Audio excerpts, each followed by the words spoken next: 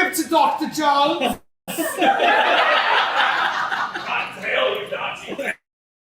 Whoa! Okay, nice. Really nice. Is this how you engage with everyone you disagree with, Dr. Jones? So much for the tolerant left. So I'm a Nazi now, am I, Dr. Jones? Why?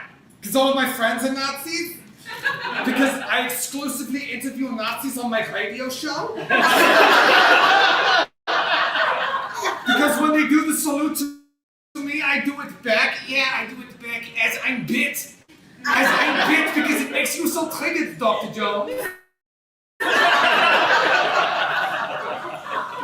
Do you call everyone who seals you in the clip a Nazi, Dr. Jones? Because if you do, the word is going to begin to lose all meaning. And who would want that? Not me. No,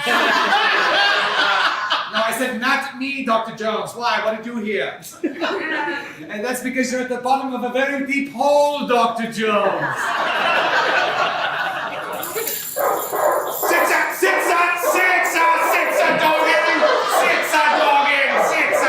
Sorry, my twin Dobermans are going crazy over there.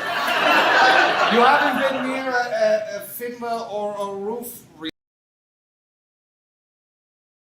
Most of our nation's history, two things have been considered too impolite to ask about: religion and medical history. So why then should I be forced to disclose that I've been bitten by a zombie when I don't want to and would rather pretend things are completely fine? Fear-mongering leftists will tell you that the zombie virus has a 100% mortality rate, when research shows that most people who get infected actually make a full recovery and come back to life with the strength of 10 men. Postmodernist Democrats love to proclaim, "my body, my choice." But when poor Bryson made the choice to conceal his zombie bite, the so-called tolerant left treated him with open hostility and dome-blasted him with a crossbow. All because they couldn't tolerate someone with different opinions. So what should you do the next time a cultural Marxist asks you to roll up your sleeve and dramatically reveal your festering zombie bite to the group? Nothing. After all, it was the great Ayn Rand who said, "Stop it. I don't have to answer that question. If you don't stop asking me, I'm gonna freak out." So the next time you're raiding an abandoned gun store and a zombie bites you, just remember to...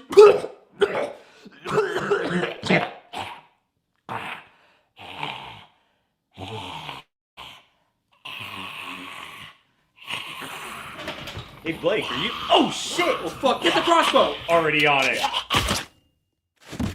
Wait, why didn't he tell us he was bit? Yeah, we literally have a cure. Yeah, I don't think he would have taken it. Yeah.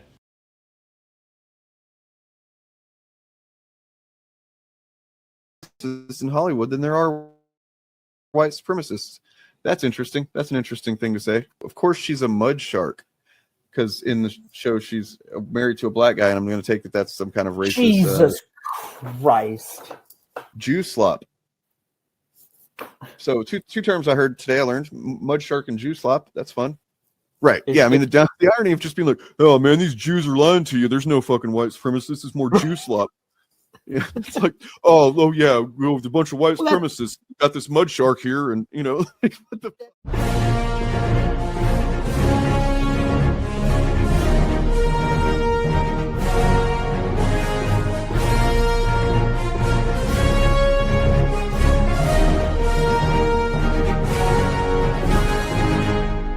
All right, you assholes.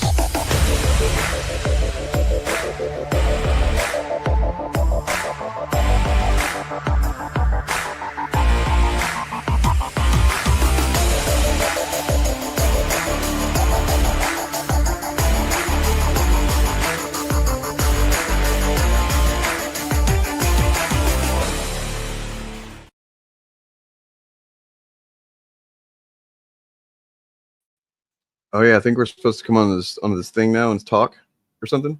We're supposed to talk now. Hey, I'm talking. What up, y'all? How's everybody doing? Welcome to this, to me, just me, only me, nobody else. Definitely. Oh shit. Hey, what's up, man? What's going on? Nah, not a lot. Just was waiting on you, and I think Bob is also here. Bob, you want to? Is he with your presence? Is Bob Yeah. down there? I think so. Yeah. Yeah, no, I'm just watching your stream, Dave. Oh. I'm good. Oh, you're just I'm gonna not watch my gonna say stream? anything. Okay. Well, I mean, Yeah, I I'm guess just just gonna hop on watch. then, Bob. I'm here to watch, yeah. You and Elon, I suppose. Yeah. I'm Um, good. He's here too. Don't worry. How y'all doing? It's Wednesday. We do the show on Wednesdays. No, I mean we can talk about it. We just have to be very praiseworthy. Oh, you're saying you aren't allowed to talk. I thought you were like kind of like being colloquial and referring to everybody. That's crazy. I mean, actually, you know what? That kind of makes a lot of sense now that I think about it. That makes sense. That's probably a smart choice. Well, I just want to say the past week has been so like sane and reasonable. Like this tragic event happened and people went, wow, that shouldn't have happened. But the dude also like, did a lot of bigotry and shit like that. So let's not sugarcoat Whoa, hey. Wait, I'm just reporting things as they happened. Everybody was sane and reasonable about this. You're gonna lose your job. You're gonna have the full weight of the government come down on you. Okay. Oh wait. Are you telling me people weren't reasonable about this? I got bad news about that. Yeah, no. God damn it. So in accordance with your video here, Eric, we just watched the first bit of it here. But, Okay. Yeah, go for it. Was it? Me why I didn't upload an AMA over this past weekend, and the reason why is because out of the 10 or 15 questions I got since my last AMA, the vast majority of them were asking me my opinion, my thoughts on the Charlie Kirk incident that happened last week. And I was like, I'm not going to upload a video talking about this. I don't even know if I want to make a video about it. I don't know how I want to address it. I didn't even know what I wanted to say about it or if I wanted to say anything at all. So I decided not to upload a video. Of course, thank you to whoever. Man, there's like a delay on StreamYard right now for me. Everything. That it was doing that last night to me too. So, yay! Thank you for tearing Rhetoric a new one. Used to be a fan since 2022, but slowly realized Gary bred a culture of losers. F&T is a dead horse. Is dead horse central. Yeah, I mean, if true. Yeah. True. If you feel this way, wait until my video tomorrow.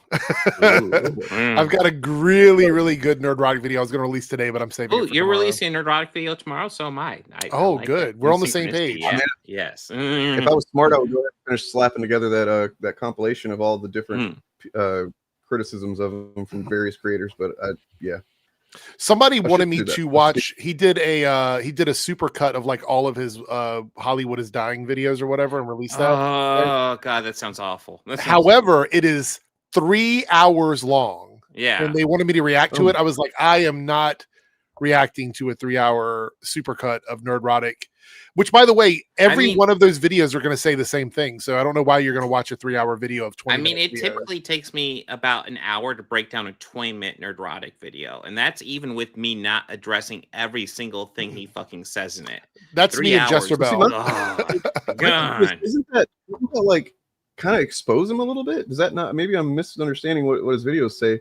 But like, it seems like if you have that many videos of Hollywood's dying, then it kind of might start to show a little bit that you're just kind of doing a little grifty poo. Yeah. The video that I have tomorrow sort of addresses that. So the person wanted me to react to that video, but I didn't. I found another one, a recent one they uploaded, that allowed me to talk about that without watching the 3-hour video. So that's what I'm talking about tomorrow.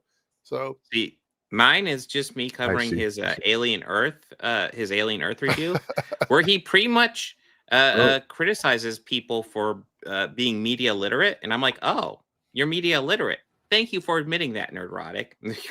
Well, I mean, look, at this point, it's been clear to, I think, us and many people for quite a long time that Nerdrotic is not an honest person. You know, forget how intelligent or literate he is or isn't. It's hard to know whenever somebody's that dishonest, how stupid they actually are. But I mean, at this point, after the past week, man, it's something else. Like it's a whole other animal of hypocrisy that's happening right now. But I jump on what your video's saying there. I agree. I don't want to talk about Charlie Kirk. I'm not going to do like the updates on the shooter and all the details of that stuff. It's not what we're about. However, there's been quite a bit of fallout from the incident that is carrying forward into the present and the future, and it seems to be kind of a big deal potentially going on. So I feel like that's something we could address. We don't need to necessarily into it. I don't know how you feel about it. I don't have a problem discussing. My video here was that I wasn't going to turn my channel into the Charlie Kirk News Network. Essentially, No, I'm not going to make video after video after video. But if we want to have him as a topic on a podcast or something, I don't have an issue with that. I just see a lot of channels going through and like they do 2 videos a day and all of them are on Charlie Kirk. Yes. You know what I mean? That's crazy. Yeah, I mean, Like, the dude didn't deserve what happened to him, but he was also a piece of shit. Can we just like acknowledge that and move on? well, I mean, yeah, it's the weird thing is that there's a lot of praising and glazing going on, and yet they don't like to actually show the things that that he said. They don't like when you bring up facts or quotes that he people says. have gotten fired for just like tweeting his words, his literal quotes. I mean, can we understand the difference in this though? Like, whenever someone passes away that they want to justify, they will go back and dig up the most small thing that they've ever done in their life and go, see, this is why they deserve what happened to them because of this thing or whatever. But Charlie Kirk had like a full podcast with tons of videos and quotes of him saying things that are, you don't have to dig very far. They're out there and they're denying those, like the easily accessible stuff that he did. It's well. So apparently I'm hearing that some people don't believe that he said something about stoning gay people, for example. They're playing semantics. They're playing semantics. Yeah. Uniform, etc. And she comes back and she's like, now I'm just talking as Rachel. And she goes, the reason I'm this way is because I'm Christian. And in the Bible, it says, love your neighbor. And really, I approach people in love. And if you're not doing that, I guess you're not really following the Bible. She didn't say that part, you're not following the Bible, but that was kind of the underlying piece there. So Charlie, 128. What's going on with that? Well, let's let her say it. 120, I'll respond, and then I got a dash. I've shared prayers on here before and said, God bless. And that's because my faith is really important to me. And it's also one reason why I love every neighbor. In Matthew 22, a religious teacher asked Jesus, what's the most important commandment? And Jesus says to love God and to love your neighbor as yourself. All the law and the prophets hang on these 2 commandments. There's no greater commandments than these. I believe it's mentioned 8 times, love your neighbor. So yes, everyone belongs, everyone's welcome, everyone is treated with empathy and respect. It doesn't. I mean, that's the good kind of Christianity, right? That like, hey, man, dude, make your political movement about that, and I don't think many people would complain, but they don't want to do that. It doesn't say love every neighbor except. There are so many reasons I stand strong in love. I stand with everyone. That's who I am, and the love back and the God bless if you disagree is genuine. Andrew, I was just. To Jack's point, I'm dying to know, like, what do you think when Miss Rachel quotes scripture in that way? I mean, Satan's quoted scripture plenty. It doesn't just say love your neighbor, though. It does say love your neighbor, except in a sense. As yourself, but hold on. She's not totally wrong when she says, first of all, the first part is Deuteronomy 6:3-5. The second part is Leviticus 19. So you love God. So you must love his law. How do you love somebody? Here we go, folks. You love them by telling them the truth, not by confirming or affirming their sin. That's immediately, by the way, Miss Rachel, you might trying want to like open. He's trying to, this is what pastors and people in congregations do typically, is he's trying to tell you what it means instead of just taking it for what it says. Yep. Right? It's a very basic thing. I mean, love thy neighbor. Someone was detected at your there's as much text expended on gay people as there is in the Bible, and it's even kind of like iffy if that's even really what it's referring to, but let's just say it is.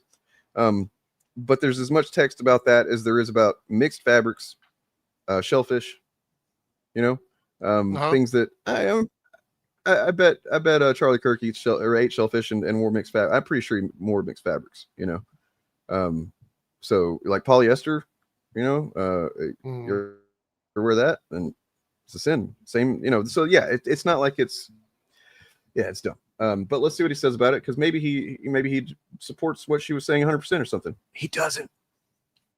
That Bible of yours, in a lesser referenced part of the same part of Scripture, is in Leviticus 18, is that thou shalt lay with another man, shall shall be stoned to death. Just saying. So, Miss Rachel, you quote Leviticus 19, love your neighbor as yourself. The chapter before affirms God's perfect law when it comes to sexual matters. Oh, God's perfect law. So, right. So again, semantics. Did he say himself that that's what he believes? Not specifically, but he did say that in the Bible, which he follows and is a believer of, that they say that in the Bible, the book that he supposedly lives his life as a guidelines by. That reminds me of Critical Drinker saying, if I was a cynical man, I'd say, and then he says things that he wants to say. By the way, I add this to assets, so if people need the good Kirk, we have a little bit here. Well, here's one thing you can be sure of, mister. Leave any bigotry in your quarters. There's no room for it on the bridge. So we can infuse the stream with the good Kirk occasionally, because So let's I want to get into kind of just we talked about it a bit yesterday. Eric was on stream with me a bit, and it's relevant. We can look at these examples again that we looked at yesterday of like literally all of these the typical chuds that we've all covered for a long time now. They're all doing just overt cancel culture, like shameless fucking canceling of people. And I mean that in a literal sense, because it's not just a bunch of people calling somebody out on Twitter. It is calling people out whenever the government is listening and is willing to, put its weight on companies in order to get somebody fired or whatever. That's fucking canceling. That's fucking, that's censorship. That's literally what it is whenever the government's involved, not whenever somebody says, hey, don't say that, I don't like that. Or whenever YouTube says you can't use those words. That's not censorship. It's not a violation of free speech anyway. So here's this.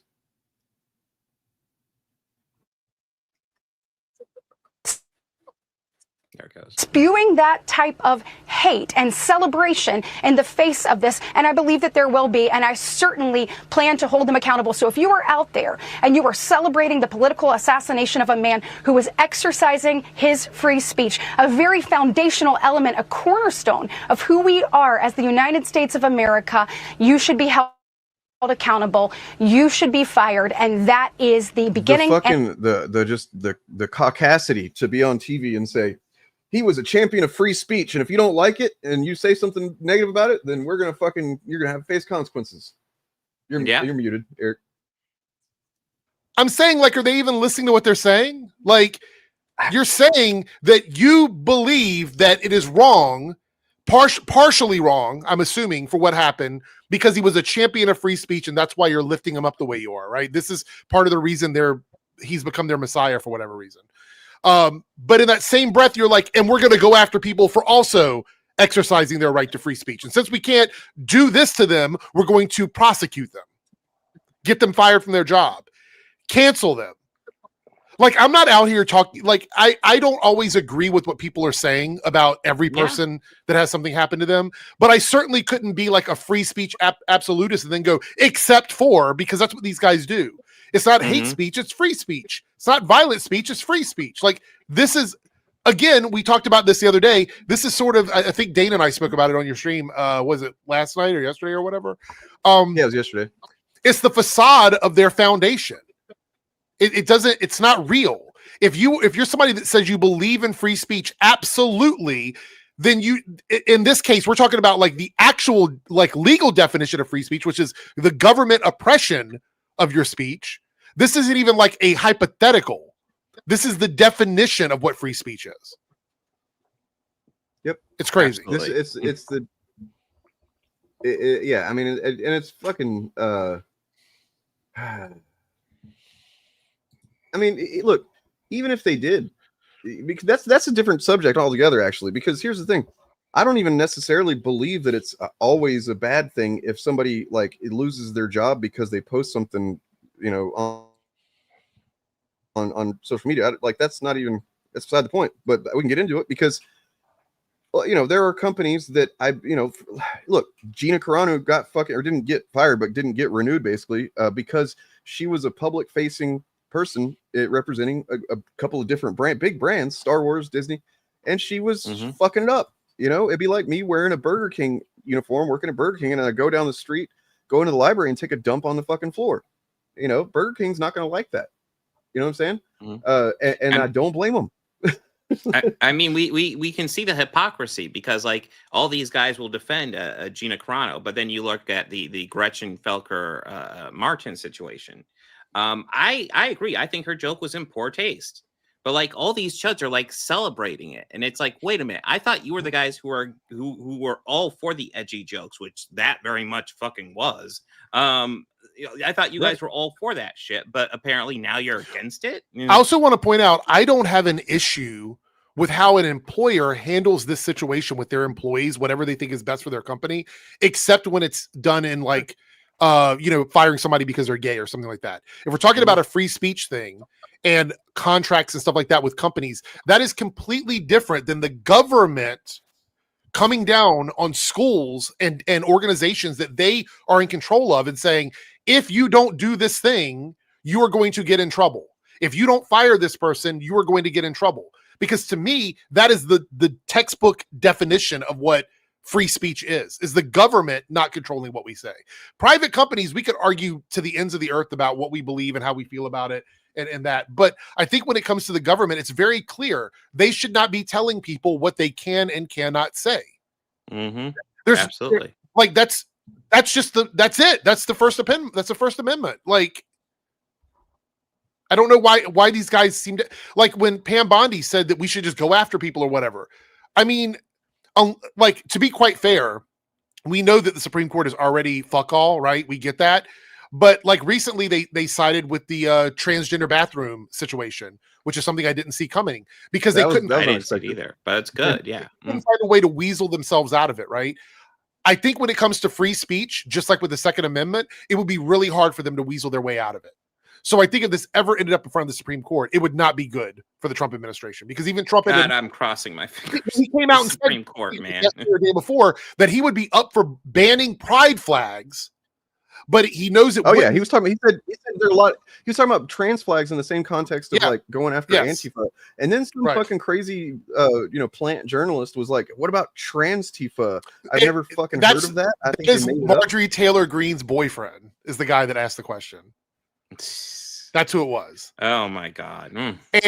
And the thing is, Trump said he would do it, except he knows that it would get overturned because of free speech. So he knows this. He's aware of this. Most of them are aware of this. So it's all, again, political peacocking and companies caving to the government, even though they know that it's a First Amendment violation. So whatever happens with this, I think we're going to see a lot of lawsuits. We're going to see a lot of lawsuits. Last week we covered this. Yeah. This was just last week. Gary was free speech is dead. Yeah. Free speech is dead in the UK, but apparently over here it's okay if free speech is dead, because you're saying something about you hurt our feelings about someone that we don't think you should be making fun of. How many times do we see memes of George Floyd floating around on the internet, right? How many times do we see that? These people don't respect anyone's death. They don't. That actually brings up something. It reminds me of something I have here. Where is it?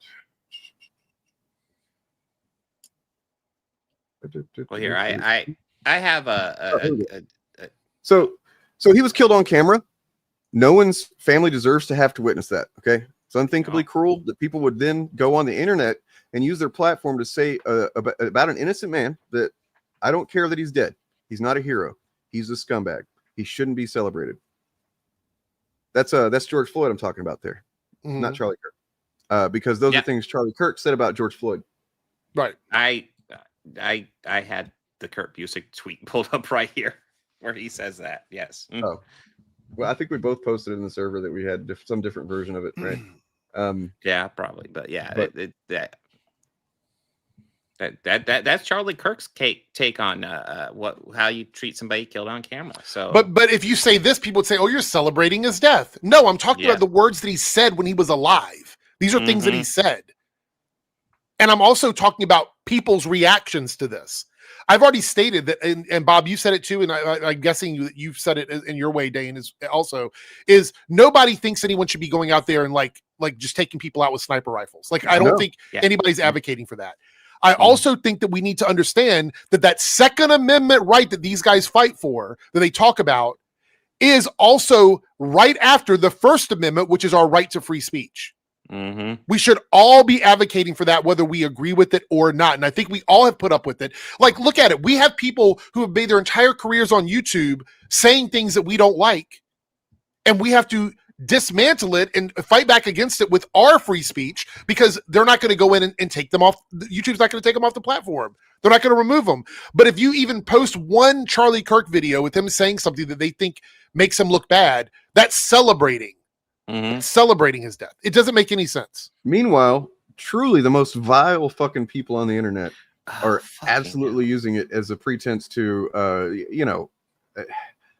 they want us dead. He gives a fuck anyway. He doesn't live in this country. Shut the fuck up. I mean, first of all, why are you like? I mean, I would not even put him in the same league as fucking Charlie Kirk.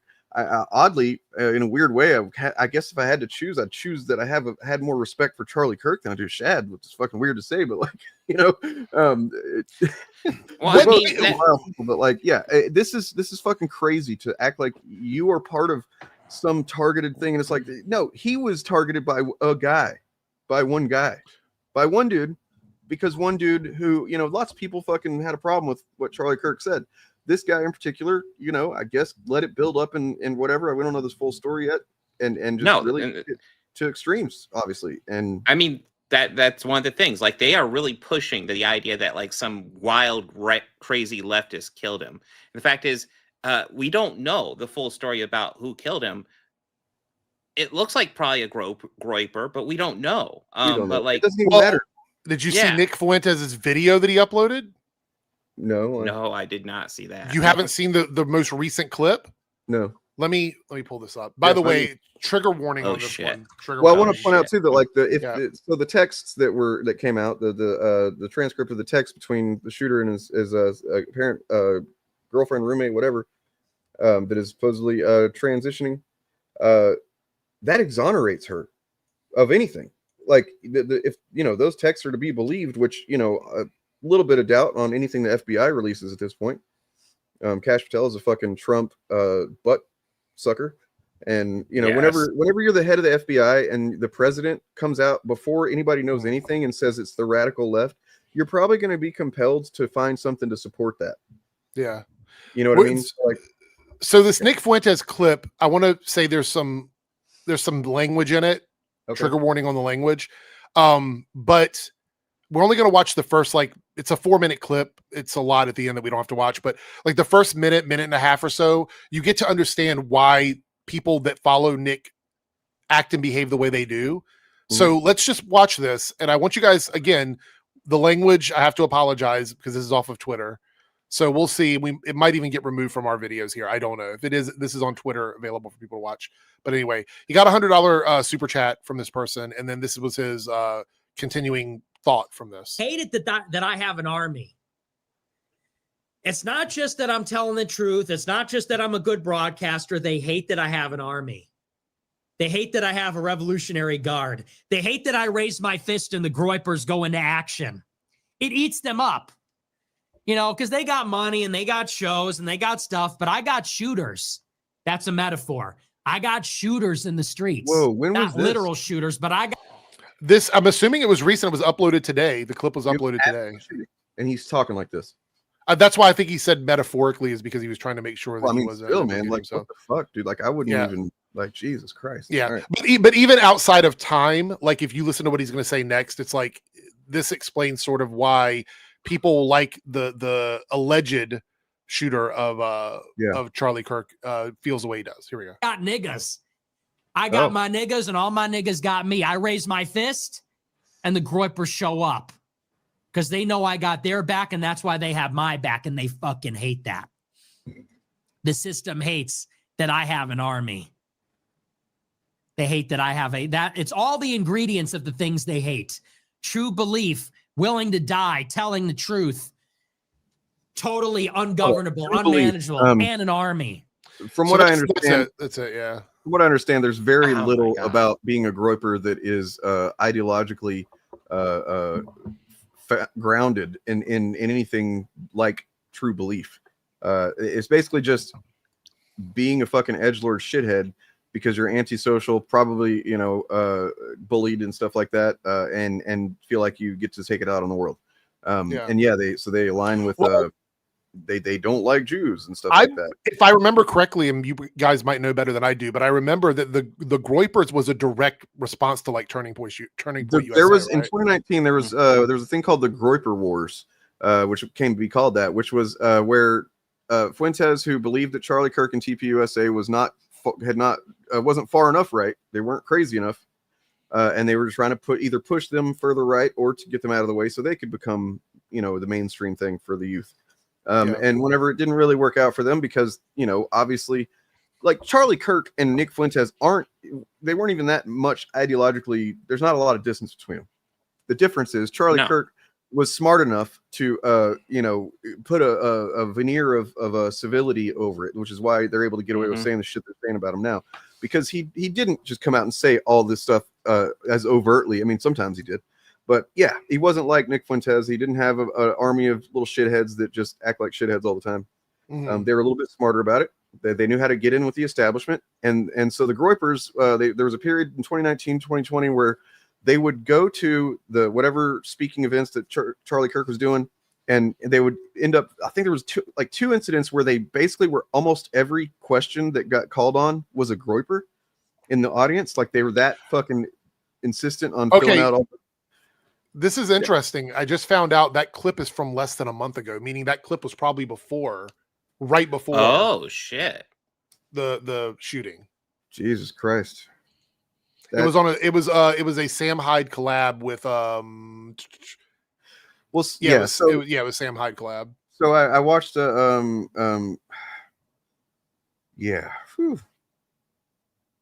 I watched a stream from a guy called he used to go by Connor Points, I think. He's like a kind of a centrist guy. I saw him debate Vosh one time. But like I watched some of his stream randomly the other day, like the day after the shooting, and he was watching Nick Fuentes' most recent stream, which was on Rumble, had broken records for views on Rumble. And Nick showed up and was very immediately striking certain tones that was like partially like he did seem legit rattled that happened. Like he couldn't believe it, and also, wait a second, I'm also in the public sphere, and that could happen to me, kind of thing. You know what I mean? But then also he seemed very much interested in walking back the animosity that they had between the two groups. And to me, that said something that it didn't say necessarily that he knows that the guy was a groper, but it says that he knows that it's possible. You know, so I don't know.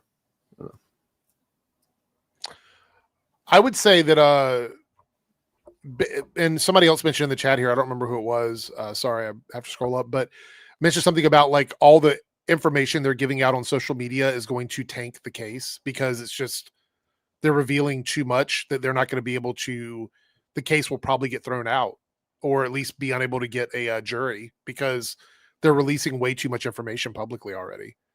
Like all these text messages and stuff, these things shouldn't be public right away. They've still got to go to trial. Probably shouldn't. But I mean, speaking of, I have this right here, and I think it's worth going over just to kind of address the trans issue of the whole thing. So this is what you see of their exchange here.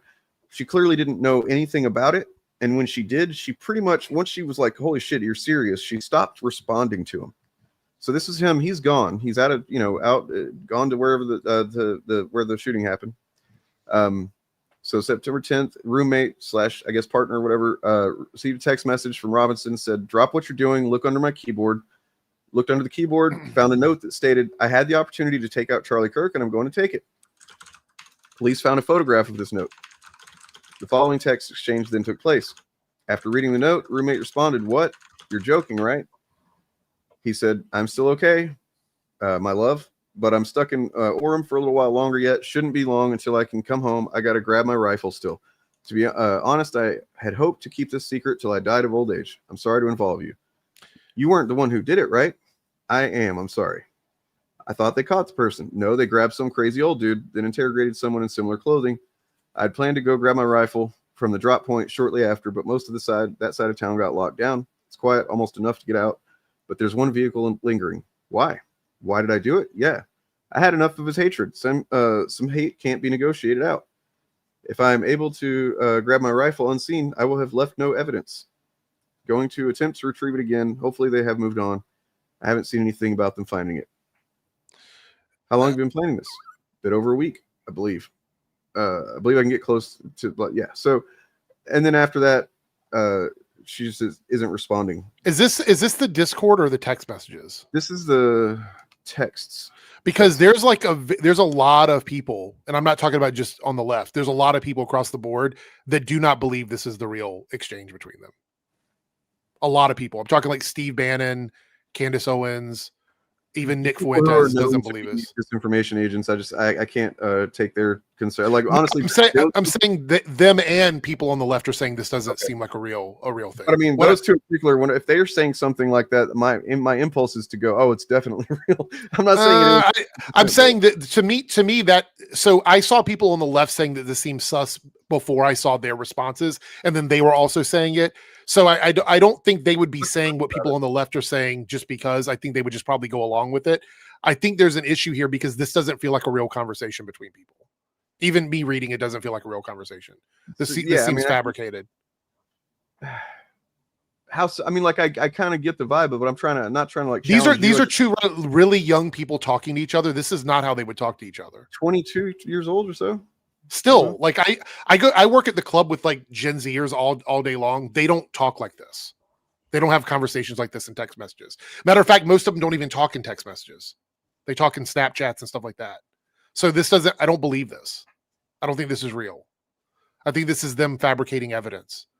Why would they release this now to the public? It doesn't make sense unless they were trying to paint a narrative. So, if the narrative isn't the official narrative that we're getting isn't accurate, then what's the narrative? I think they're trying to make the roommate's involvement seem like it's more than what it is. That's what I think they're doing. I will be honest. This is a really bad job of that, I think. Well, I find this suspicious simply because this guy is saying such incriminating stuff over text. Like, yes. To plan stuff out in so detail, thoroughly and then say this incriminating stuff in text is. And he's also okay. So the other issue is here he's being very candid about this. Supposedly he turned himself in, but now he's not cooperating. Like it does. Some of this. He hasn't even. You're right. He hasn't. That's what I'm saying. So something is either this is real and what they're saying about him is fake, or his relationship with the roommate is fake, is real, and this is real, and then him turning himself in is fake. One of those things can't, like, all of this can't exist in the same bubble. It doesn't make any sense. And the Discord messages, which the Klippensteins released a bunch of Discord messages that I read yesterday, doesn't sound like the same person. Like the Discord messages that were written by him, confirmed by him, that you see his screen name and stuff on it, do not sound like the same person that wrote these text messages. It doesn't sound the same. And I can tell you this, when I text with people, my texting format is the same across everything. Like I talk the same everywhere. I don't talk differently depending where I am. Well, I mean, yeah. Right. So, like, yes, Ecom says he's seen you talking memes. Yeah, memes was another. No thing matter what, there was always going to be a shadow of doubt over anything the FBI releases at this point. For me, you literally can't fucking. I mean, I disagree with this. I've said it. I'd say it to my girlfriend, like verbally. We say it in texts. You know, it's sometimes kind of joking, half jokingly. You know, sometimes it'll be like. But at this point, we don't even have proof that the roommate is trans. Like that's the thing. We don't even have proof of that. Like, there's no proof that the roommate is trans or gay. There's also no proof that he was gay. There's no proof that he was dating this trans roommate or even in a close friendship with this roommate. There was multiple roommates. So we don't know any of this. None of this is made public to us. We just have these really basic text messages. We don't know. So this is another reason why it's kind of not a good idea to just get into the weeds on this shit because for content, because we just don't fucking know. And all we're doing is essentially potentially platforming either fucking Trump admin FBI narratives or, you know, it's a whole shit show. I think, like you were saying, what was the purpose of them putting it out? I think disinformation. I think they're trying to like cloud up what's real and what isn't in news cycles, and that's why they're doing this. Because they honestly, at this point, I don't think they're going to be able to hold a case that seems like it's a fair case. I think that they've already decided this person is guilty, whether they've actually gone to court or not, and they've screwed themselves. We're going to see how the justice system handles this, because I don't see any way they can do this case in a way that even remotely resembles the way a normal case. You know who the worst, the objectively worst Star Trek character is? Neelix. Chakotay. Oh no. Yeah. No.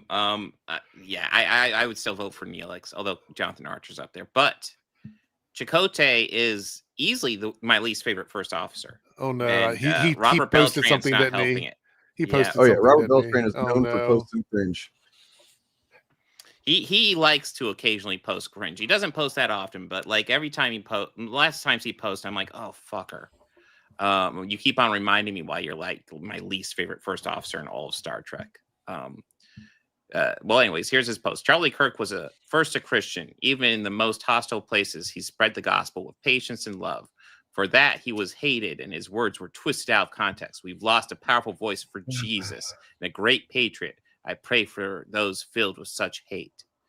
Oh my God. Now, as opposed to so we got the virgin Robert Beltran over here, but we got the Chad Tim Russ. Yeah, we actually got a couple from Tim Russ here. This is what he posted afterwards. Oh, this is what he posted before. This is before. Yes, this is a couple days before. But Tim Russ in general is just awesome. Like his social media posts are just shit. Where I'm like, yes. Oof.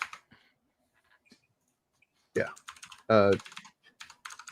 Tuvok, Tim Russ, they're basically both just the best characters on Voyager, best in my opinion, which is objectively the worst Star Trek show. I'm sorry. I'm not gonna keep calling things objective. I promise. You see, I would go for Picard at this point, but yeah, I guess so. I kind of haven't. Voyager is being a Star Trek show. If we're talking before the soft reboot, then yeah, I'd probably say Voyager was the worst. Although I do like Seven, the Doctor, Janeway, and Tuvok, of course. Well, look, I don't think any of us are here. Or do we have more from Star Trek, guys, or what? Do we want to do the Anson Mount crap? We can go over that as well. I mean, there was also the one. Let's see. There was the other thing that Tim Russ did. We can go over. I didn't see that. It is less, but it is. It's still. This was actually what he posted a day after Robert Beltran. Facts. It's like, thank you. Yep. Just a very simple response.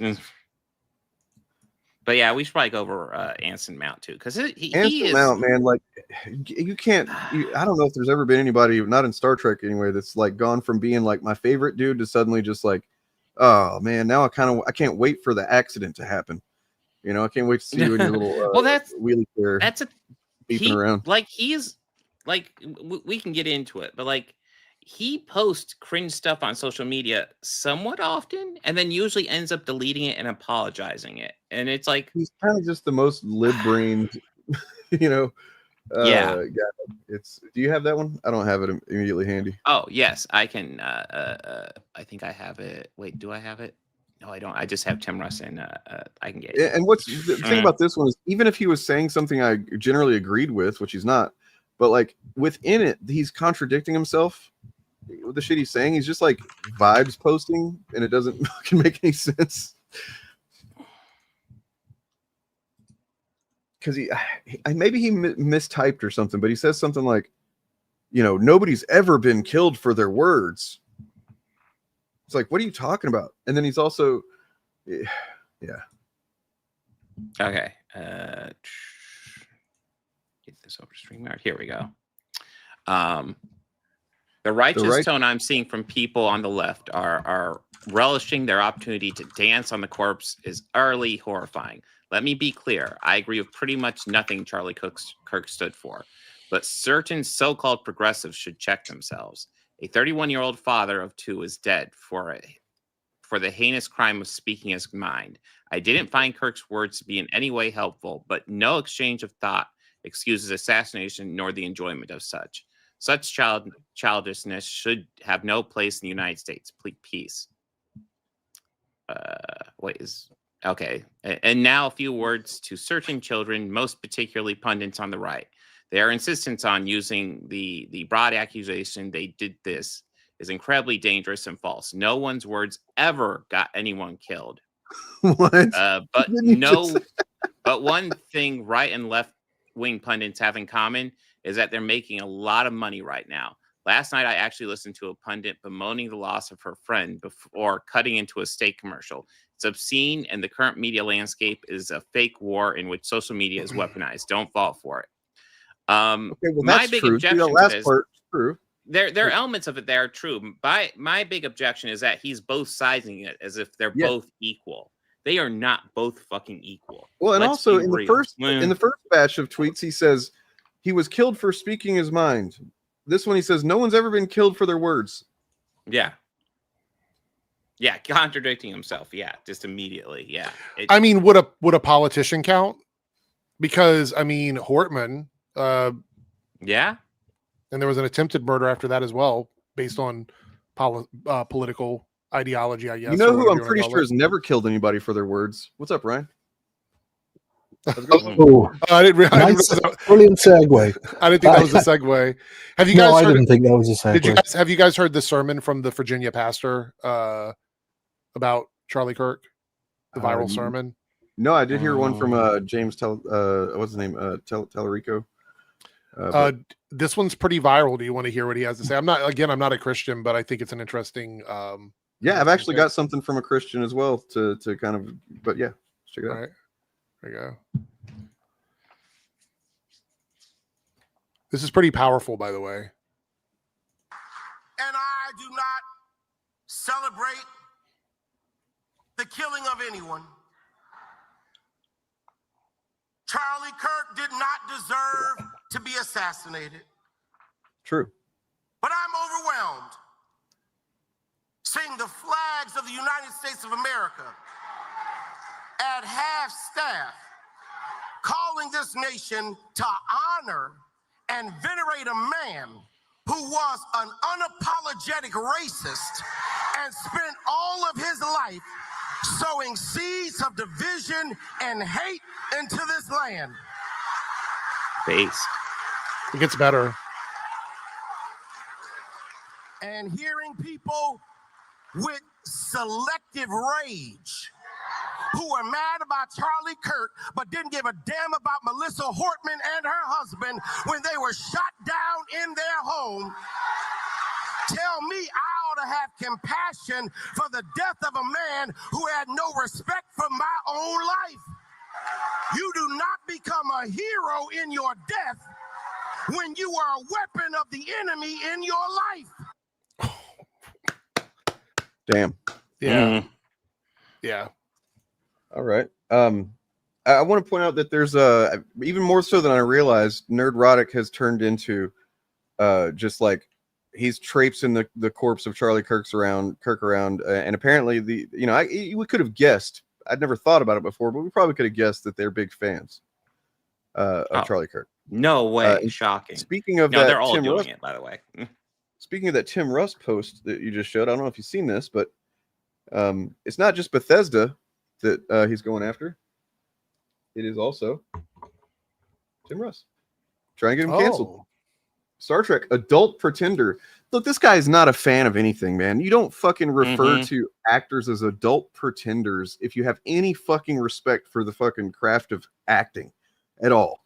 You know what I mean? Like this is clearly somebody that will find any way possible to say the most cynical, dismissive thing about whatever it is. You know what I mean? It's fucking so obvious. But coming from somebody who on a weekly, daily basis goes about pretending to be annoyed that they put a black person or a woman in something, it is just the height of hypocrisy for him to call anybody an adult pretender. He's in that's his not 50s. all he pretends about, because he also pretends this. Let me find that post. So you guys saw that there were some people blaming South Park or whatever. Yeah. He responded to that. He said, "No one blames South Park. Fuck off. I do blame the corporate legacy media and access media for playing its part in dividing this country with their endless bullshit." I mean, this is just classic. This is how the Conservatives are trying to play this game by It's saying Darvo. that, yeah, everybody on the left is the one dividing. If you just all agreed with us and did everything we wanted, then we wouldn't have a divisive country, which is, I mean, basically, yeah, in a fascist state, you don't have a divisive country. So if that's the country you want, if reporting the truth is divisive, then I'm sorry, but it's divisive. No, I'm not going to sit here and defend whatever he's considering corporate legacy media. I mean, I guess we're just kind of broad scoping it. Then, yeah, I can see how there's an argument to be made that they have played their role in, for sure, in division culturally and socially and stuff. But I don't know that was like the intention as much as just like catering to whatever people were looking for, right? Whereas like these guys' intention is to create and sow division, to pound on fault lines. I mean, legacy media absolutely plays a role in this, and I'm no massive love of that. But like, yeah, what Rhetoric and all these fucking outrage grifters do is just far worse. Pretty objectively, I mean, I think one of the key things that keeps legacy media in check is the fact they can be sued if they lied, whereas these guys just kind of can get away with it.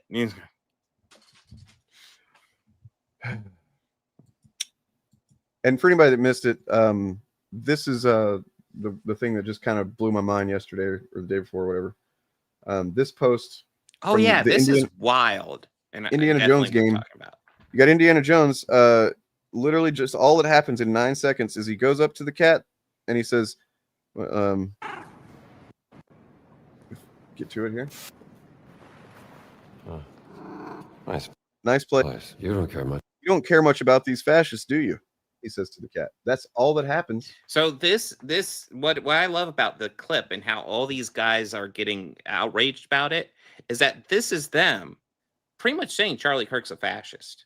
And them too, and anybody that likes Charlie Kirk. It's exactly the same as there's the start of an infamous Star Wars tweet where they all jumped on that and said, Also, "Oh, you're calling us all racist." I posted a thing to my community board or whatever on YouTube here yesterday about like sidewalk chalk and pissing off fascists or whatever, and I had someone comment under there about like why am I saying this about Charlie Kirk or whatever. I didn't even mention Charlie Kirk in the post at all.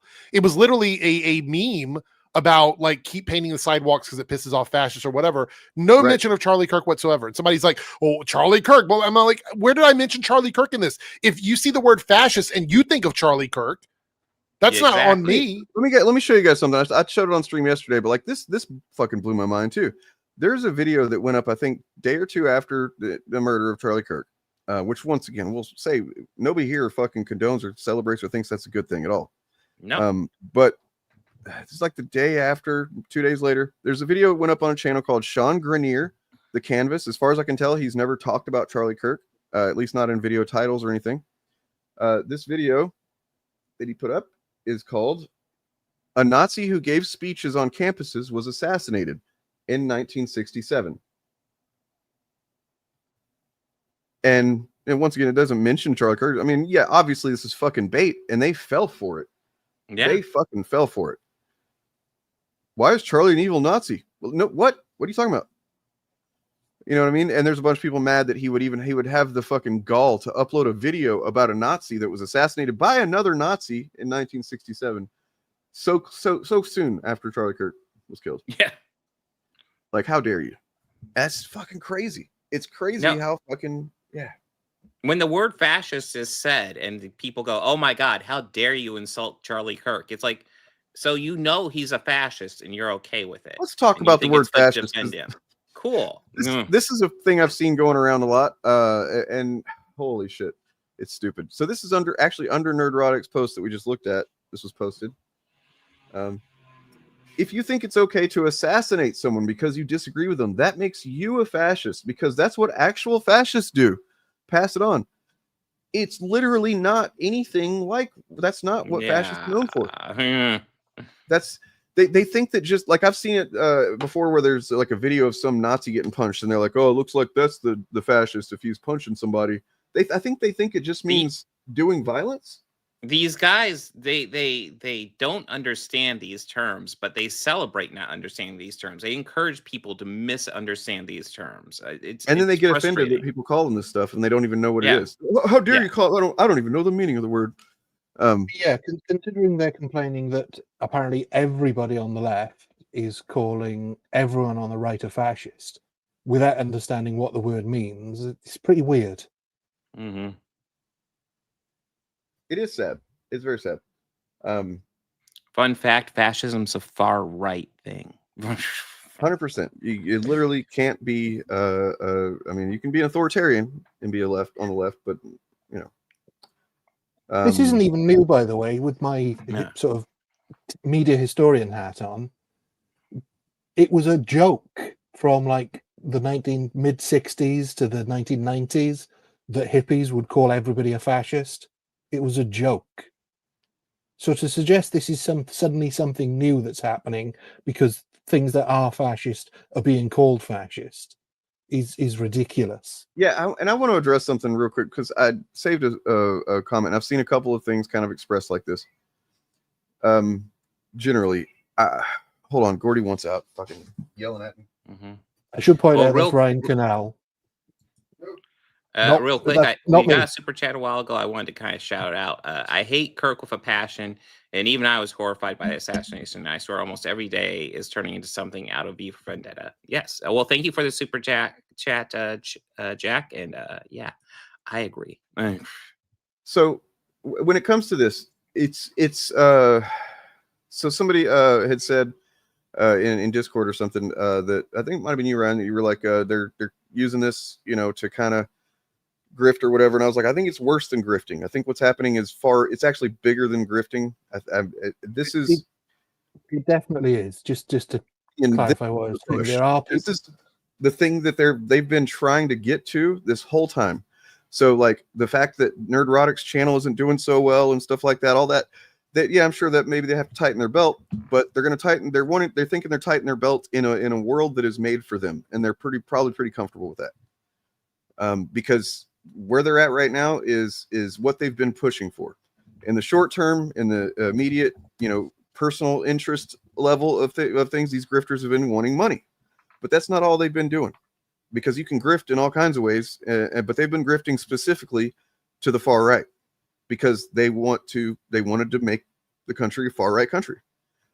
They wanted to get rid of liberal institutions and liberal ideas and you know, woke, whatever, you know, and this is them along with Trump, the administration, Stephen Miller, JD Vance. They're all making a very clear, coordinated push. And I don't know how it happened so quickly. I don't know if they were waiting for something like Charlie Kirk to happen, but it seemed to just like they pressed a button and went into this fucking mode where they're like, all right, this is it. We're now going to do the thing. Because, you know, Trump, for example, he knows that if he ever gets kicked out, if he's ever leaves the White House, he's probably going to face some kind of charges for shit that he's done. Mm-hmm. You know, or some kind of accountability. 34 counts. So he's not going to let that happen. And then generally, the right they know that if they lose power, that's why they're doing such unpopular shit. That's the only saving grace here, is that most of the shit they're doing is very, very unpopular. But they're doing it anyway because they don't fucking care about the will of the people anymore. And they're gaslighting us because they don't fucking care about reality. It's the narrative. It's all narrative. Sorry, go ahead. The one thing I would push back on is I don't think this is quick. I think this is always the plan. This is what they always do, and this is what they've been doing maybe for the past 50, 60 years, is they push you, and then they say, hey, I'm only pushing you because you were getting a bit too close. And then they take a step forward and they push you again, and they say, I was only pushing you because you were a bit close. So this rhetoric this rhetoric they're putting out now, this is them testing the waters to see if they can get away with it, to see if there's a pushback. If there's no pushback, they'll push again, and they'll keep pushing. So I think I get what you're saying. You're not entirely wrong, but I think that, you know, this is. So here's a editorial by Laura Jadid titled "A Vast Domestic Terror Movement." The administration is gearing up for a large-scale crackdown of left-wing dissent. They're openly proclaiming their intent to label enemies domestic terrorists and to prosecute them accordingly. The threat of wide-scale repression is no longer abstract. It is imminent. It is a matter of days or weeks. In some ways, it has already begun. I do not have to spend hours researching and analyzing and putting sources together to show you this is true. I simply show you the raw quotes from 3 media events that the Trump administration participated in yesterday. J.D. Vance took over as host for Charlie Kirk's show, which is fucking just weird and dystopian and gross. Whoa! I actually didn't know that. That's fucking weird. He hosted it from his White House office. The Charlie Kirk show is fucking bizarre. He did that. Trump answered questions in the Oval Office after sending the National Guard to Memphis. And Pam Bondi made an hour-long appearance on Katie Miller's new podcast. Quotes from all 3 of these appearances are circulating around the internet, and any single one could be mistaken for yet another out-of-pocket threat that will be forgotten by tomorrow. Taken together, however, the message appears both clear and coordinated. They're saying the same thing using similar words in response to similar questions. To say that message is grim would be an understatement. We are in a new kind of danger, and once that danger arrives, it is likely to move fast. So first, Vance did Charlie Kirk's podcast. He said, in a move people are calling very normal and definitely not fascist propaganda, J.D. Vance hosted the Charlie Kirk show. Here's some quotes. We have to talk about this incredibly destructive movement of left-wing extremism that has grown up over the last few years. What is he talking about? That doesn't exist. It just doesn't exist. And I believe it's part of the reason why Charlie was killed by an assassin's bullet. We're going to talk about how to dismantle that and how to bring real unity. That's not chilling at all. Then he says, you have the crazies on the far left who are saying, oh, Stephen Miller and J.D. Vance, they're going to go after constitutionally protected speech. No. We're going to go after the NGO network that foments, facilitates, and engages in violence. That's not okay. Violence is not okay. So, that doesn't happen. So who are they going after? They're just going to go after the, people that raise money for progressive causes, essentially. They're going to say that they do violence. They're going to try and pin it on shit on them. Violence is not okay in our system, and we want to make it less likely that can happen. Then Miller goes on to say, we're going to channel all the anger we have over the organized campaign that led to this assassination to uproot and dismantle these terrorist networks. What fucking terrorist networks? It has nothing to do with what happened to Charlie Kirk. The organized doxing campaigns, you mean what they've been doing to anybody that is so fucking insane, dude. The organized riots, the organized chaos. No, organized street violence, organized campaigns of dehumanization, vilification, posting people's addresses. You already said doxing, dipshit. Combining that with messaging this designed to trigger, incite violence, and the actual organized cells that carry out and facilitate the violence. It's a vast domestic terror movement. And with God as my witness, we are going to use every resource we have at the Department of Justice, Homeland Security, and throughout this government to identify, disrupt, dismantle, and destroy these networks. That's not good. Vance then says, I've heard many calls in the last few days for unity and healing in the wake of Charlie's assassination. You have no idea how desperately I want that. How gratified I was when Democratic friends and even former Senate colleagues reached out to offer their condolences to me. But unity, real unity, can be found only after climbing the mountain of truth. And there are difficult truths we must confront in our country. One truth is that 24% of self-described very liberals believe it is acceptable to be happy about the death of a political opponent, while only 3% of self-described very conservatives agree. It's a lie, by the way, that statistic. What? Yeah, surprisingly, that statistic's a lie. It's about even on both sides. In fact, I think conservatives are 30%, so conservatives are higher. So that's a lie. From so another just one to of go their over bullshit the statistics. stats on this shit. So murders and politically motivated terrorism, excluding 9/11, foreign nationalism. Let's see. This is all ideologies. Okay, yeah. 8 Islamism, 143. Share of deaths, 23%. The right, 63% of the deaths, 391 total. Murders and politically motivated terrorism since 2020. All ideologies. Let's see. We got right 54%, and then everything else makes up the rest. It is overwhelming. And then, by the way, they are deleting these data sets from White House websites currently. They might have already deleted them all by now. Yeah, apparently the party that's for truth is all about deleting facts. Because let's face it, when they say truth, they're talking about feelings. They're talking about feelings over facts, which and they've been dealing with this whole fucking time. As she points out here, these numbers probably look a little bit higher than what you're used to, because Cato has put their thumb on the scale to inflate the left-wing number. This is with left-wing numbers inflated. So from the report, some marginal cases like that of Aiden Audrey Hale are included, even though the local police disagree. In that case, Hale was counted as being motivated by a left-wing ideology. So, you know, some kind of like maybe iffy lefty kind of situations. They added them, they included them, and it's still dwarfed by the fucking rights bullshit. And then finally, let's see what Trump said. Given all that's going on with, so this is a reporter asked him, given all that's going on with Charlie Kirk's assassination, do you plan on designating Antifa a domestic terror? Why? What did they, I mean. Antifa is barely an organization. Like the fuck? I mean, it's like not, you make such a big deal about it, but it's like nothing. And like, it's something I would like to do, yes. If I have support from people back here, I think it would start with Pam. But I would do that 100%. And others also, by the way. But Antifa is terrible. There are other groups. We have some pretty radical groups, and they got away with murder. What? Also, yeah. Citation needed. A lot of the people he pardoned on January 6th. True. Dude, it's so fucking insane. He says, been speaking to Bondi about bringing RICO against some of the people that you've been reading about that have been putting up millions and millions of dollars for agitation. Who? Oh, that's right, George Soros. Well, not to sidetrack from this, but anytime they try to do these kinds of things, it bites them in the ass, because apparently going after I don't remember if it was a month ago or whenever it was at least a couple weeks back.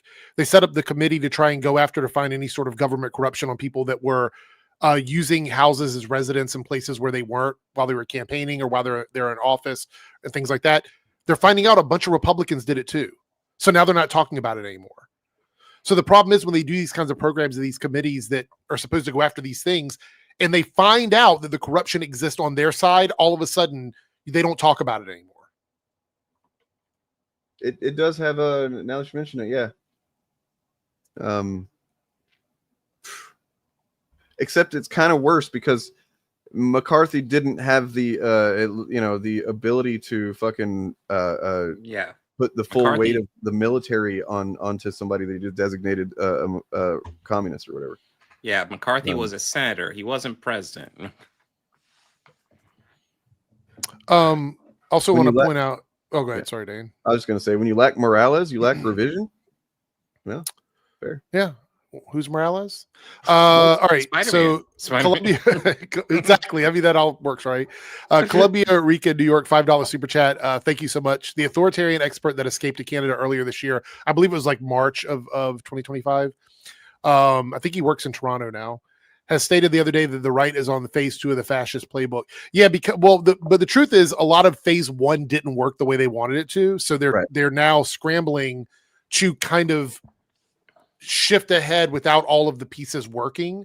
They're finding out that it's a lot harder for them to do it than they thought, because there is resistance within the government. Yeah, you're right. When you think about it, the deployments to into DC and to even to LA and stuff like that, that was partially, if not wholly, in a lot of ways, designed to create a situation where some protester would do something that then they could justify more, and it's like it didn't happen. It just didn't really happen to where they could. They did cleaning up the streets and like helping people through the park and things like that. There was nothing going on. So that actually makes sense now, and why they were so quick with this, because they were ready to press that button months ago.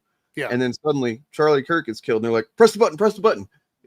I think we all recognize that they were hoping that by deploying the military, it would escalate violence, and it didn't. To be fair, the so-called radical left did not do what they wanted them to do. By the way, there was a lot of people in organizations on the left in the cities that did have National Guard or some sort of like government presence in it, that were actively telling their communities, do not cause a ruckus, not because we don't want you to push back, but that's what they want you to do. And if you don't do that, they're going to have nothing to do. And that's essentially what happened. They didn't have anything to do.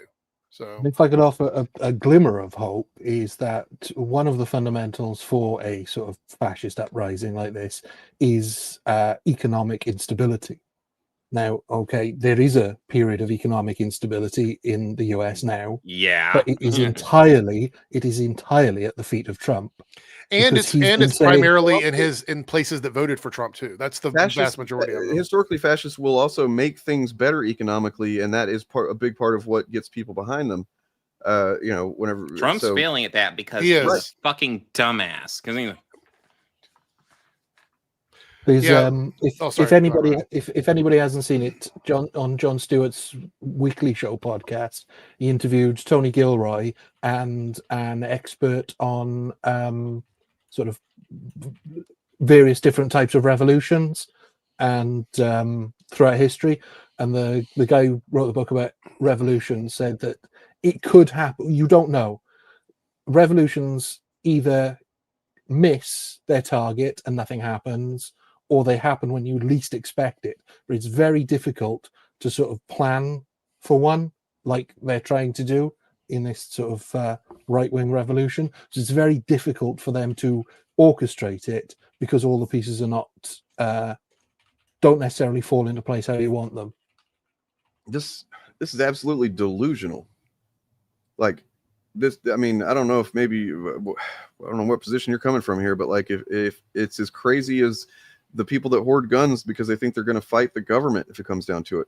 Like, no, you're going to go out in a very quick blaze of fucking blood and guts. Yeah. If that's what the government chooses to do. That's insane. And it's, yeah.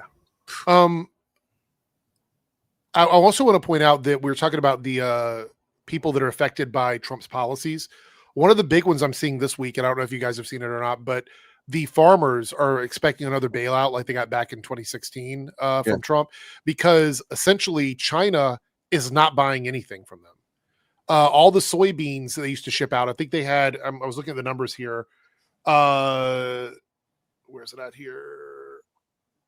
54% of soybean production in the U.S. got exported to China. 54%. That's over half of it. You know how much China has bought this year? About 0%. Whoa. Almost nothing. And you know why? Because a country that we play, yes, but not just that. A country we placed tariffs on, 50% tariff with an additional 10% reciprocal tariff on, which was Brazil, is now shipping their soybeans to China. China has now found them as a partner. They are filling China's quota at a lower rate than what the U.S. has because of the tariff situation. And China has no reason to get soybeans from the U.S. anymore. And Brazil also has no reason to trade. Well, that doesn't make any sense because I thought Trump was like a business genius. Yeah, I mean, there's a reason why we say it's a global economy and you can't do everything within this country. It doesn't make any sense. I don't know why people keep saying that. I want to issue a quick correction. You brought up the Trump farmer bailout in 2016. It's 2017. Okay. Obama was president in 2016. Right. That threw me off. I was like, wait, that's not right. I was thinking in my head, like, I remember it was in the mid 20s somethings, but yes, he had to do the bailout because he tried this tariff thing before and the same fucking thing happened. It was just on a different scale. Well, I mean, you're wondering why we have massive inflation going on and it's still going up. It's because of all these fucking tariffs that he keeps on laying out, and consumers are paying the price like everybody said would fucking happen. And he will quietly bail out the farmers. Quietly, we will not hear them talking about it. He will quietly do it sort of like he did last time, because if you ask a Trump supporter about him bailing out farmers, most of them don't even know it. They don't even know what happened. He will quietly do it. They'll not talk about it at all. So all of this will go away. Because the reality is they have a lot of money now that they've cut all these programs, and they will just find a way to allocate it to the farming industry. But the reality is that we have crops that are dying. These farmers have crops that are just dying in the fields because we were supposed to be exporting them to other countries. So I don't know why they're like, oh, we want to bring jobs back to the USA. You're killing the USA jobs, which is shipping out things like soybeans to countries like China that buy over 50% of our yearly amount that we make. We're sending them 54% of what we make every year.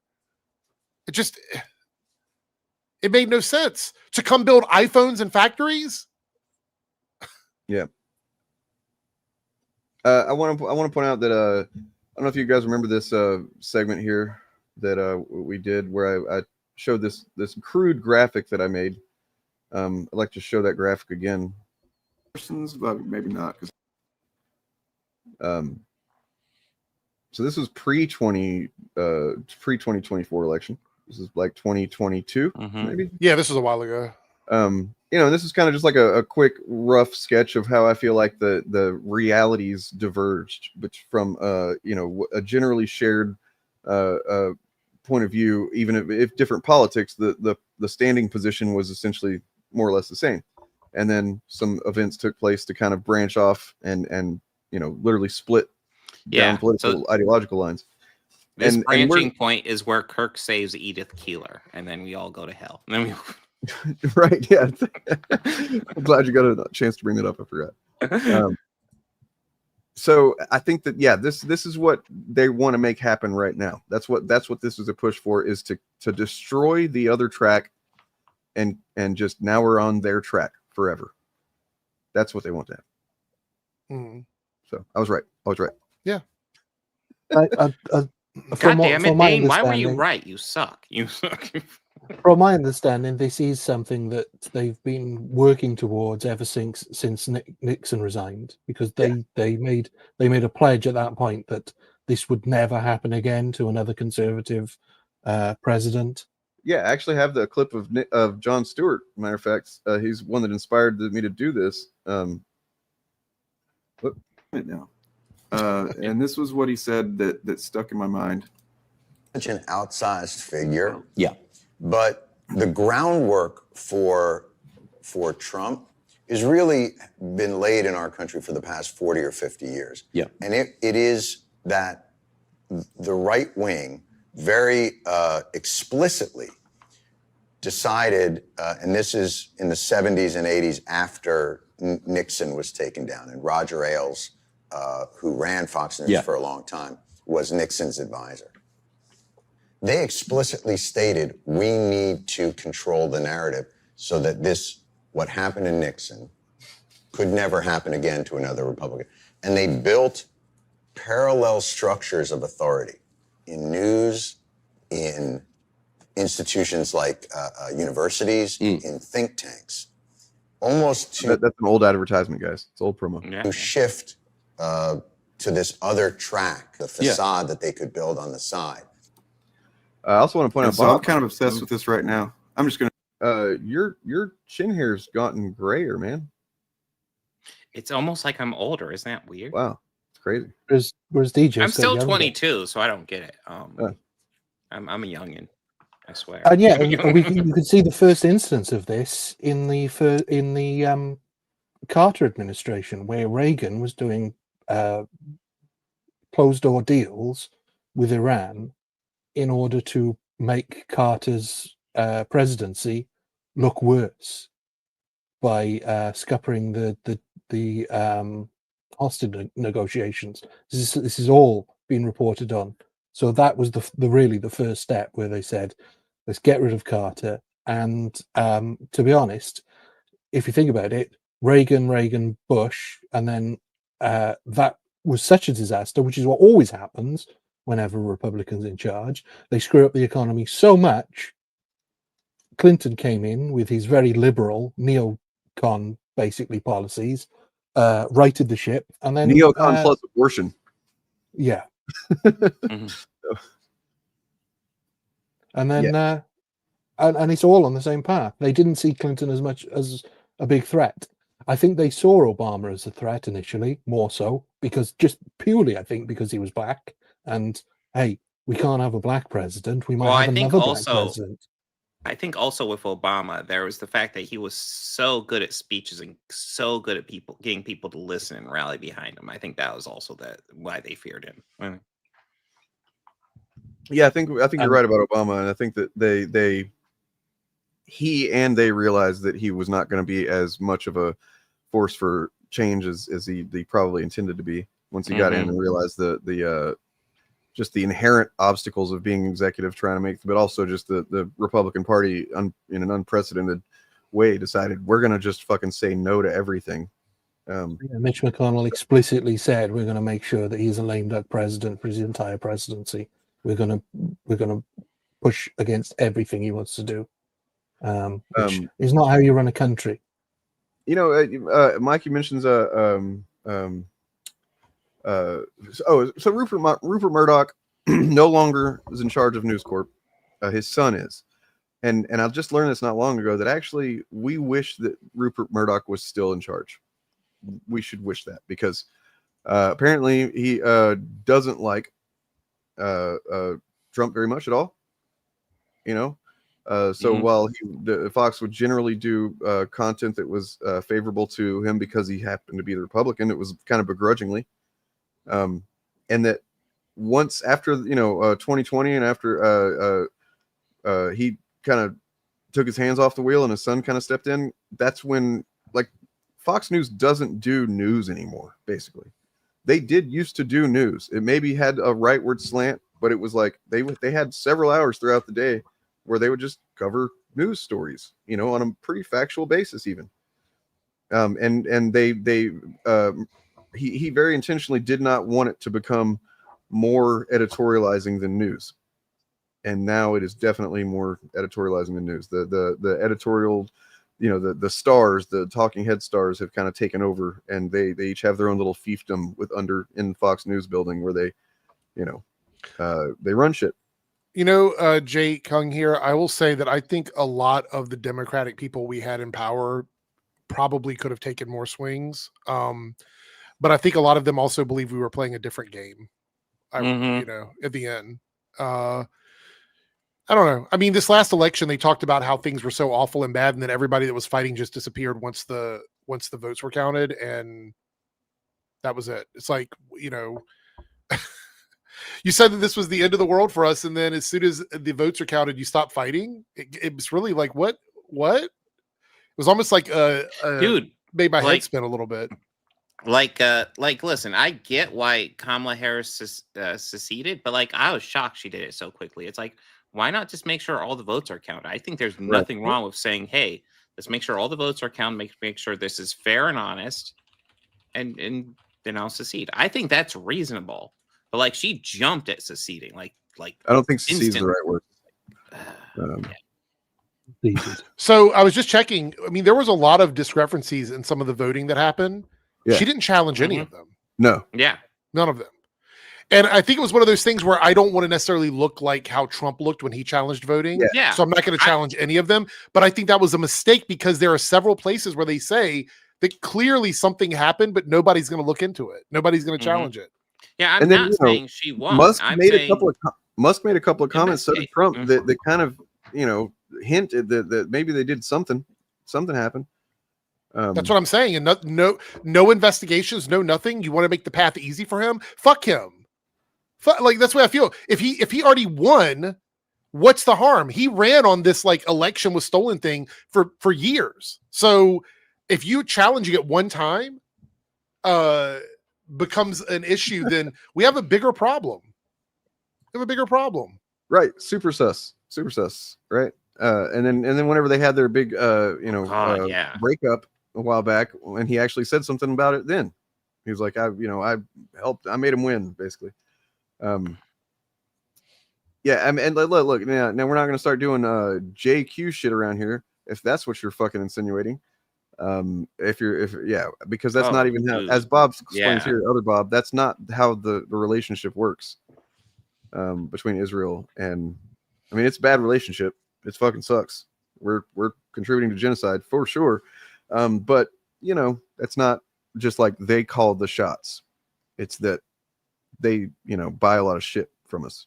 So to be honest, as far as I can see, if Israel either never existed or had been entirely peaceful for the past 80 years, America would still be in the same situation it is now, because their goal is they don't care about Israel. The right don't care. No. It's another political pawn for them. Mm-hmm. They literally, Israel is basically a nation of Eric July, Candace Owens, Dave Rubin, they're the pick-me nation right now because they're useful to the Republicans until they're not useful anymore.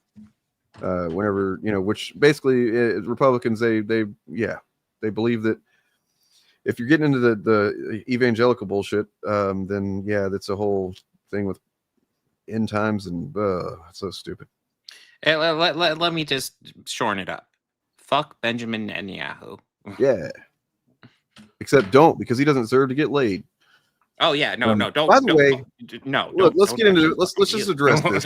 Let's address this fact that it is a fact that Netanyahu very, very quickly after Charlie Kirk was killed, said we didn't do this. Like he essentially tweeted saying, "This wasn't us. Hey, it wasn't us." And then there's the fact that, and I have looked into this. These are facts that Charlie Kirk has historically TPUSA has been very friendly with Netanyahu. They've been buddies, but then more recently, I guess there's been some light criticism from Charlie Kirk about the whole. I don't know specifically what he said, but so that makes people conspiracy post about whether it was the Mossad had him killed or something. Is like clearly that's not what it was. To me, it's clear. But anyway, it's you know what? I forgot I wanted to show this. Coming out and they're saying, I'm only here because of affirmative action. Yeah, we know. You do not have the brain processing power to otherwise be taken really seriously. You had to go steal a white person's slot to go be taken somewhat seriously. When Charlie Kirk was assassinated, many pastors across the nation rushed not just to grieve, but to glorify, painting him as a martyr of free speech and simply having a difference of opinion without naming the harm that he did. And when they spoke, they did not speak from the lens of the wounded, the people who were attacked by his words, his work, and the policies he advocated for. But they did so from the seat of power. Some out of ignorance, simply not knowing what Charlie Kirk actually stood for. Black America really needs to get its act together and stop sleeping around all the time, and it needs to actually have enough. Why would you? Because it's true. What percentage of young blacks have both a mom and a dad raising them? Of course we pander to blacks. They're in every TV commercial. But other pastors did so from complicity, in agreement with the very policies, politics, and prayers that put so many people in peril. I think it's worth it. I think it's worth to have a cost of, unfortunately, some gun deaths every single year so that we can have. Oh, yeah. You ever notice that the same people who say blacks, they don't say whites. They say white people. So listen, I think we all know why this quote is relevant, but I also want to bring up the context of this quote because he was very explicitly, if you watch the whole thing, he was very explicitly talking about school shootings. So when he says the cost of some gun deaths every year is worth it not to do any more new regulation, which by the way, I did a video about that 6 fucking years ago and we still haven't done shit. But when he's talking about that, the deaths he's talking about are kids. Well, not only is that, but he's saying it while the bodies are still warm from a shooting that day. Yeah. That's the context of that question. There was a school shooting today. There were kids being taken to the hospital still, essentially. I don't remember which one it was. There's too many of them. Yeah. So, and we looked at yesterday on stream some of the examples of of people celebrating, right? Because they keep saying that. And yeah, I've seen there's been a couple of instances of somebody that I would say, yeah, that's generally celebration, I guess, or at least being really, really overtly happy that he got shot. I've seen that a couple of times, not a lot, not to the degree that they were acting like, but so I was really curious what were they referring to something that I don't know. And I found looked at yesterday a post on Twitter where somebody had collected and literally called it celebrating his death. And there's a bunch of tweets that were just like people kind of being apathetic to the fact that he'd been shot and killed, not celebrating, just kind of saying, oh, well, he did kind of advocate some stuff that would piss people off and, stuff like that. Not, and that's what they're talking about when they're talking about celebrating, is just not being mournful, praiseworthy. And there's the whole side of it of like, why are they getting so upset about it, right? The way that they are, because in my opinion, I don't think they have the emotional capacity to process that it happened. So like they can't process their own grief. So they're just gonna fucking do what they know how to do, which is point fingers at other people and be angry. Because that's the only emotional process they know how to do. So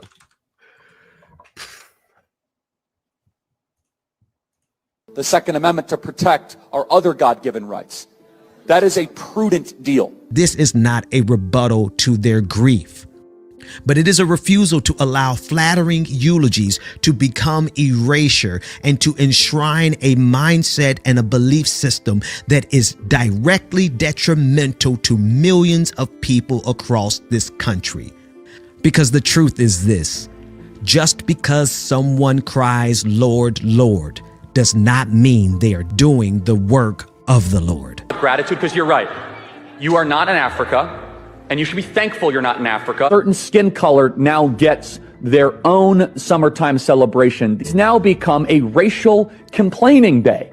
BLM, and remember what BLM stands for: burn, loot, and murder. It brings me no joy to say what nonetheless must be said about the life, the words, the work, and the legacy of Charlie Kirk. I am so sorry, Charlie Kirk, for what happened to you. So this is Benjamin Dixon. He is a Christian pastor and okay. lefty broadcaster, content creator. Great channel. I suggest subscribe and follow him. Right. Yeah, they blame us. Literally every accusation is a confession. It's insane. So yeah, you can go watch the rest of that video if you want to hear more of that guy saying the stuff that he said. But I want to point out that these are not positions that he necessarily. I'm sure he to some degree believed this stuff, but at the same time, the specific way that he talked about things is because he was paid very well to do so. Yeah. I mean, I say to my video, he is a grifter. He might have right-wing views that he kind of based it on, but then he got some dark money, and then it was just like, well, let's just let the money flow and say whatever the fuck, and that's what he did. From what I can tell, he was a true believer, conservative Tea Party kid. Whenever he was 18 years old when he founded TPUSA, and from all accounts, he essentially did believe in that movement, which is also a bullshit movement, and they didn't actually stand for what they claimed they stood for. And that kind of folded, and then out of the collapse of the Tea Party is what MAGA came out of. But because when that collapsed, essentially, I don't know if they're billionaires, probably. I'm not sure exactly who funds TPUSA. I'm sure we can find some of it. But then they swooped in and they said, "Hey, you got a good thing here." They recognized that he was a charismatic guy that could, kind of keep a crowd, and he had built a little organization, and he was a motivated guy. So yeah, let's fund this kid. Let's fucking put all of our, just show him more money than he can even fucking understand, and just make sure that he's saying the things that benefit us and not the working class, which would be things that help the working class come together. And Neon's has it. I was just gonna say Neon's 100% correct. It doesn't matter what he actually believed, because this is what he propagated. I've literally been working on a song that's about that. It's that your intentions kind of don't matter.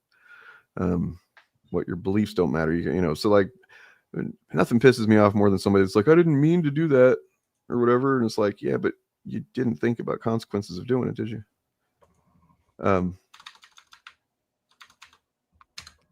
The Koch brothers fund all kinds of shit. Well, there's only one left, I think. Yeah. The Koch. The Koch brother. Yeah.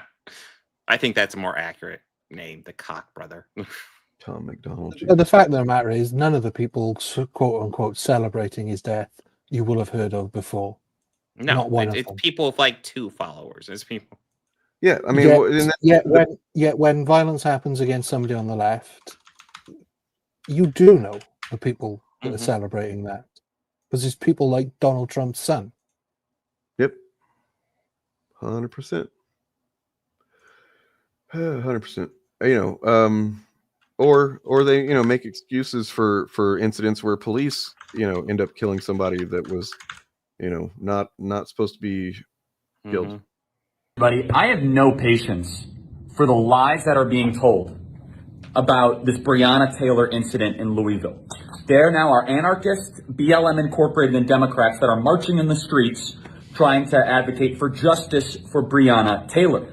Senator Harris, who will never become Vice President of the United States, says her family deserves justice. Oof. Oof. Senator Harris will never become vice president, and I'll never be shot. Sorry. Let's actually go over the facts of the case. So, as background, there is an individual that was by the name of Jamarcus Glover. This was Briana Taylor's. Essentially, this is all just like very fucking not even dog whistly. Just talk about how essentially, she shouldn't have dated a guy that was maybe a criminal because that's why she's dead. Deal with it. Just completely writing off this woman's life because there was a no-knock warrant, and then what happened once because a no-knock warrant is the dumbest fucking idea. Like, Jesus Christ, that's stupid. But yeah, and not sure what happened once they got in there, but shots were fired. She got hit, and like, he's basically just trying to make that seem okay. Like, that's a cool thing. Well, it's a fucked up situation because they make a big deal that like shots were fired. It's like, yeah, from their perspective, somebody's breaking into their place.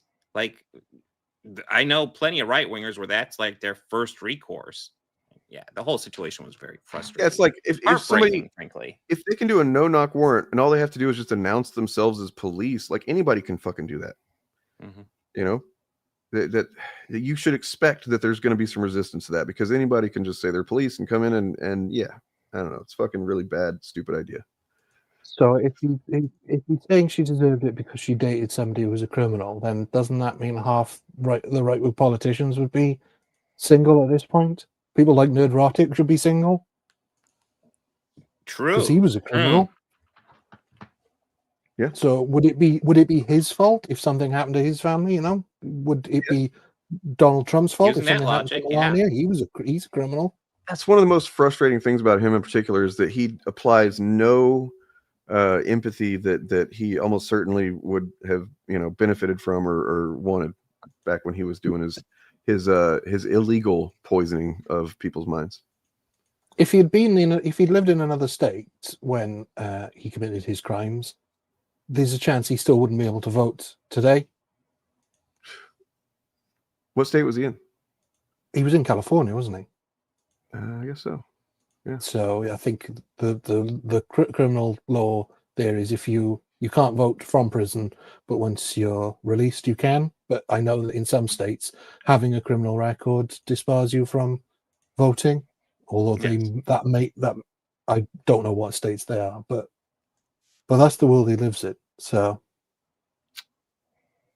yeah, he is now in Texas because he's posting about the San Antonio Charlie Kirk rally that he went to and how many people were there. He's very happy about that.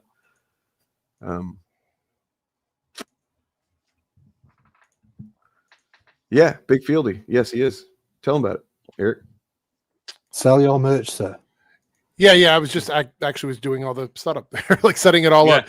If you're on my channel, there's a merch shop link in the top of it's pinned to the top of the chat, but I'll share it here too for anybody that wants to go there. Right now there's a shirt and a hat available in different colors that say I'm bored. There's a lot more merch coming. I have a bunch of designs made and it's shipping from Fourth Wall, which is a very quick company. I tested it out myself.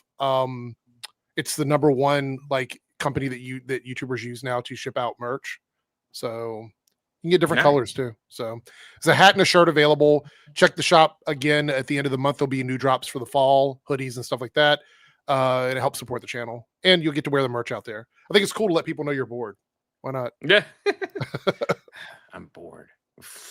But what happens if you're wearing that shirt and something exciting happens? I know. I don't know what happens then, but this catchphrase caught on so quickly. I see it in my comments now everywhere. So it's like, why is he bored?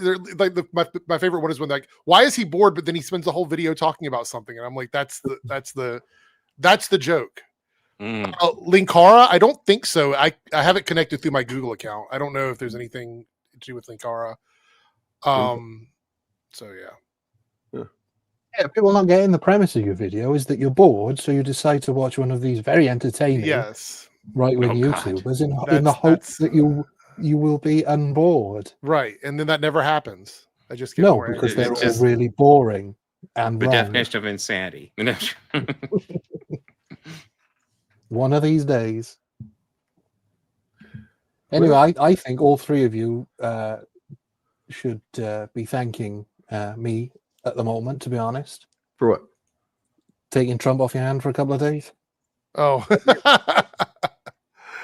Well, look, we're still Not going to much, ask about him because he's going to talk to somebody over there, and it's going to be really stupid, and they're going to look at him funny, and it's going to be like The Office, where they're like, Yeah, well, I wonder about that. I wonder if they've, because traditionally you don't get an official state visit more than once as a president, Right. and this is his second.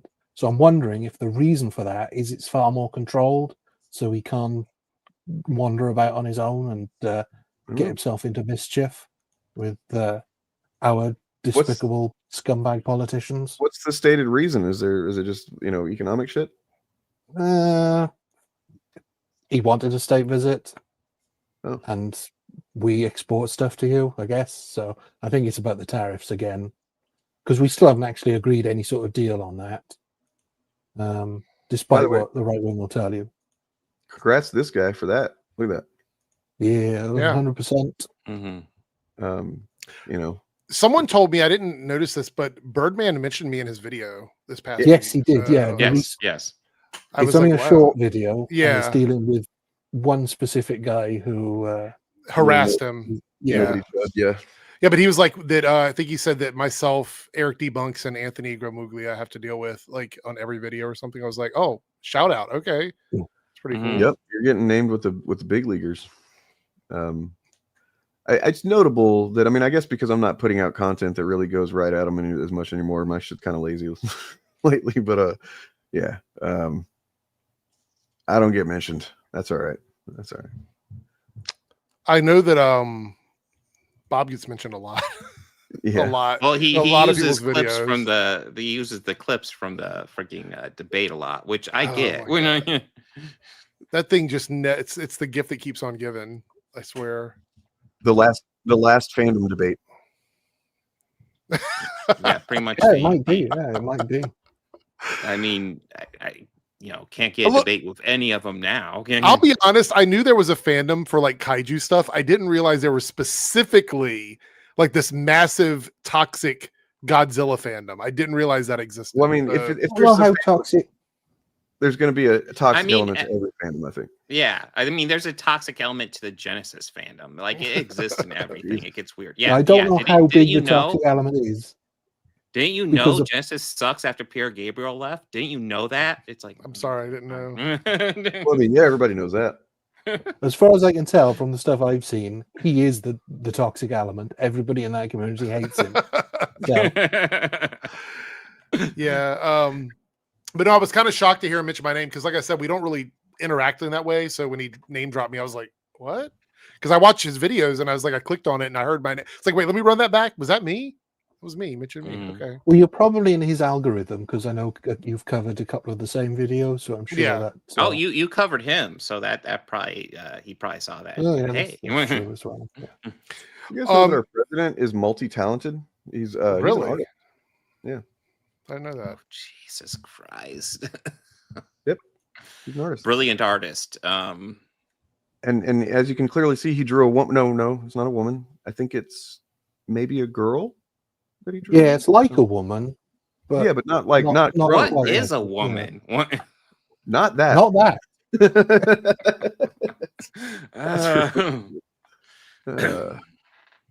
Look, because that's another thing about all this stuff is everybody needs to remember to mention Epstein. You know what? Everybody mention Epstein once a day on social media. Just do your part. Because for one thing, that's what Charlie Kirk would want. For another thing, that's what Trump doesn't want. So, I mean, I think it is worth wondering, where's the list? Why hasn't it been released? I mean, Trump said he would, didn't he? Did you see that fucking exchange with Kash Patel and Adam Schiff? Holy shit. Yeah, that was something else. That's wild, man. I think I downloaded it. I mean, this is the fucking head of the FBI, and he just looks like a little child or something. He always looks like that, though. He always looks as if he's been caught doing something that he shouldn't be. Yeah. While you're doing that up, whoever got the super chat here, thank you. The Fandom has to do new stuff with Toho Godzilla. I love 90s Godzilla. I enjoy the most Godzilla versus Space Godzilla as a classic. Yay, cool. I will say I need to watch more Godzilla. I love the original, and Godzilla -1 was, of course, fantastic. Yeah, it was. I finally saw that not long ago, or I guess a few months ago. Yeah, I think it's like my daughter's favorite movie from that year. I got her the Blu-ray of it, and she watched it semi-regularly. We did actually watch the dub version once, and they do a good job dubbing it, but we did it for my son because we were like, yo, you might enjoy this movie, but he doesn't like subtitles. I do like the fact that the American version of the original as well is just the same film, but every now and again, Perry Mason turns up. Yeah, no, they do. They actually, like, if we're talking about the original, they do a really good job cutting in Raymond Burr into it. It works pretty effectively.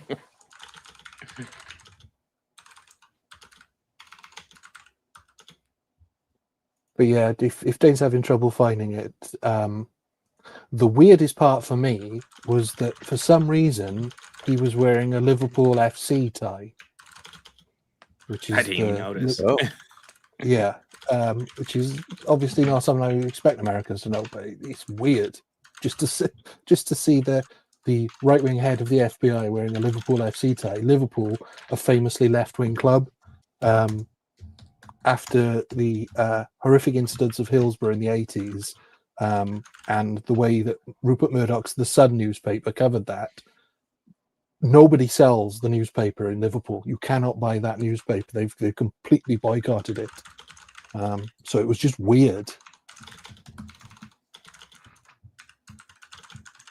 Now you got me looking up his tie.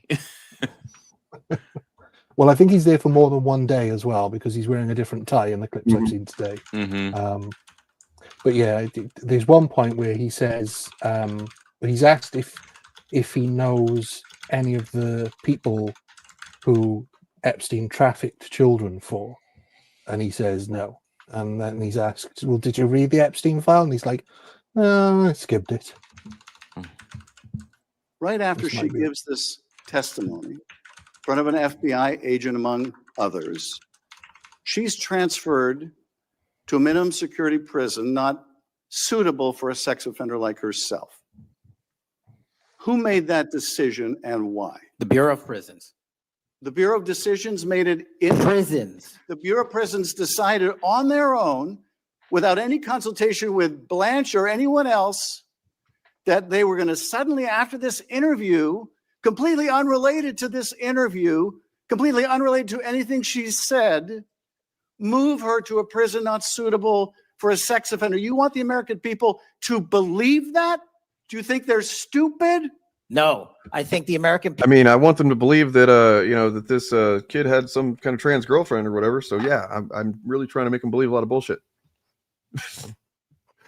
people believe the truth, that I'm not in the weeds on the everyday movements of you're not in inmates. the weeds. What I am doing is protecting this country, providing historic reform, and combating the weaponization of intelligence by the likes of you. And we have countlessly proven you to. The weaponization of intelligence. If it's They intelligence, just have to go back to the talking points. Literally unable to answer the question and reverting to the talking points.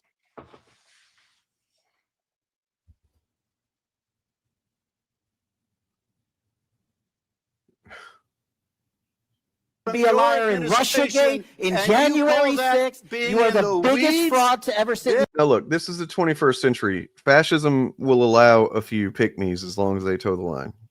Okay, it's not that they hate all people of color. It's that they just don't want the poor ones to have any power. And if you're not a poor one and you will agree with everything they say, then you're cool in their book. The United States Senate, you are a disgrace to this institution and an utter coward. I'm not surprised. I'm not surprised that you continue to lie from your perch and put on a show so you can go raise money for your charade. You are a political buffoon at best. Well, you can take an internet troll. Take it to the bank that the FBI is protecting this country and the state and citizens of the California. Well, yeah, I mean, I knew that's what he meant. I still think it's kind of a weird thing to accuse. I don't think they hate him because like there was I happened upon a CNN article from 2021 the other day that if you remember back then when Mike Pillow visited the White House, Trump was in there the first time, and Mike Pillow went and visited, and some journalist got a picture of his notes while he was there, and the notes had like all kinds of suggestions he was going to make to Trump, and one of which was to get rid of the CIA director and put Kash Patel in there. So it's like Kash Patel is their guy for whatever reason. It's like, yeah, put him in there. So I don't know if he just like gives really good head or something. I don't know what his deal is, but yeah, Well, we are bringing historic reform. Point of order. But all you care about is a child sex predator that was prosecuted by a prior administration, and the Obama Justice Department and the Biden Justice Department did squat. And what? I am so tired of this administration continuously talking about what previous administrations did. Like, I don't care about that. I care about what you are doing right now. That's all I care about. And I wish more of these guys that are questioning would say, I don't want to hear about what the other administration did. Tell me what you're doing right now in this moment to tackle this issue, because that's why your boss was elected and the position you're in was appointed to you. The Obama administration didn't know anything because he hadn't been convicted of any federal crimes at that point. So there was literally nothing they could do for a start. Secondly, the Biden administration didn't know anything because he was dead. Yeah. So Epstein was dead. So what could they do? What the Trump administration have done, brave soldiers that they are, is they've moved her to a minimum security prison that is not suitable for sex offenders. So that's what they've done. That's what they've actually done. That's what the Trump administration has done. So all this bullshit that they try to rewrite history to say that Obama should have done something. But but the thing about it is some people would agree with that. I would agree that the previous administrations, like Democratic or Republican, didn't do enough on some of these issues. But the reason why they are there now is to course correct and not do the same thing that the previous administration did, which is why it's so stupid to continuously go back and go, well, this is what they did. I don't care. I want you to do the thing you were put here to do. You're supposedly here because you're better than the previous administration. So show us that you're better than the previous administration. That's why I keep hearing this. It's not just him. It's also what the dude for the I can't remember his name now. The one that took over for transportation, Secretary of Transportation, who was a reality TV show star. What is his name? He's blanking out of my mind now. He can't do anything. He's completely incapable of doing his job. So everything is the previous administration, the previous person. It's like you've been there long enough that you should start seeing some sort of action on your side that makes sense. Okay, fair enough. Even if I can see that the previous administration did things bad, you're still not telling me why what you're doing is better. You know what I mean? Like, this is why it just makes no sense. Saying that is narrative. That's what it is. It's just narrative for them. It doesn't actually mean anything. Okay, so I have a bit of news that is very, very breaking here. This happened earlier today. So apparently ABC has suspended Jimmy Kimmel Live for suggesting that the Charlie Kirk assassin was MAGA. I don't know the full details. I'm kind of just learning about it live on the air, but like, yeah, this is bad. Like, when I assume all of these corporations are just corrupt at this point. They're just corrupt. They're all corrupt at this point. You know. Yeah. I don't know if I'd say Stephen Colbert was corrupt. I mean, canceled. I'm saying that they're at least scared for their, they're fucking cowards. You know what I mean? They don't. You know what? What was it? Which was it? CBS or NBC? Which one was it? Was it 60 Minutes that ended up like giving in and paying? 60 Minutes, yeah. Okay. Yeah. That was the beginning of the end of this, because if they would have gone to court over this and set some sort of standard on this, we wouldn't see all these companies turning over their bellies to these. So it's like, which, by the way, all the lawyers in the world pretty much were saying it's an easy win for them. If they it take it to is. court. They decided to capitulate to Trump. Yeah. It's because it's not about the money for them. It's because the other cards that the government holds, like being in charge of the FCC.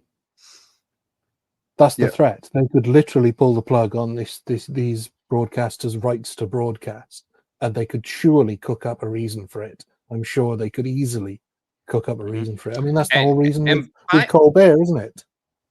By the way, just FYI, who owns ABC? Well, Disney owns a Disney, the woke company that all these guys like to complain about. Well, They're gonna definitely Nerdrotic is gonna be fucking crowing about this for sure, like because they did it with Late Show, so there's definitely gonna do it with this.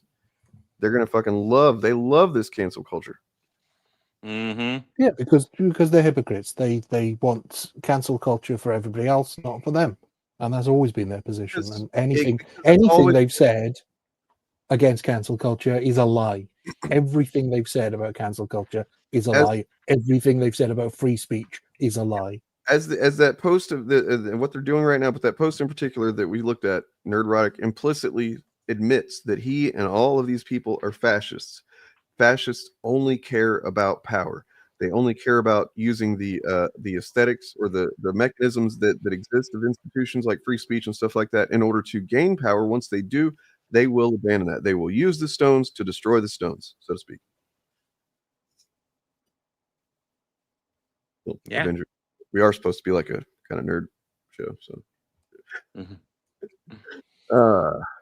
cancel culture is real and it's here. Yes. I've seen a few people, more than I can probably count on one hand, that were victims of cancel culture or say they were victims of cancel culture, cheering all this on. And when I made my video and I talked about, my stance on gun violence in this country, I said that I would not be logically consistent if I changed my opinion on gun violence because I didn't like someone who was affected by gun violence. Like, that would not be logically consistent. It also is not logically consistent to say that the necessary thing that I'm against is cancel culture, but when it happens to someone else, all of a sudden it doesn't matter to me. This means they never stood for that from the beginning. And I think we just need to keep reminding everyone of this. Like, these are things that the free speech, the cancel culture stuff, this is all foundational stuff that these guys built their channels on. They can't run away from this, and I'm not going to let them run away from this. I'm going to mention it in every video where they talk about this that I react to, that they have built their foundation on absolute free speech and no cancel culture. And anytime they try to side on this now, I'm going to bring it up. Controversy is growing after several public employees were reportedly fired over social media posts they made related to Kirk's killing. Tonight, we're learning an area firefighter was terminated while a teacher is under investigation. So what are the legal limits when it comes to free speech and employment? KENS 5 reporter Mike Jimenez spoke with legal experts to find out. Local opponents of Charlie Kirk. Yeah, and by the way, I have 4 videos downloaded of various local news segments like this covering the exact same thing, but in their area.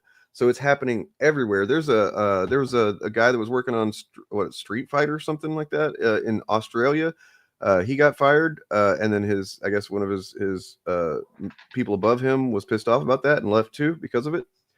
There's the Red Hood comic book that got canceled the same day that the first issue came out because the writer, who is trans, who has every reason to be, apathetic to Charlie Kirk dying, said something, there's look kind of. I would say it's distasteful, but sure, yeah.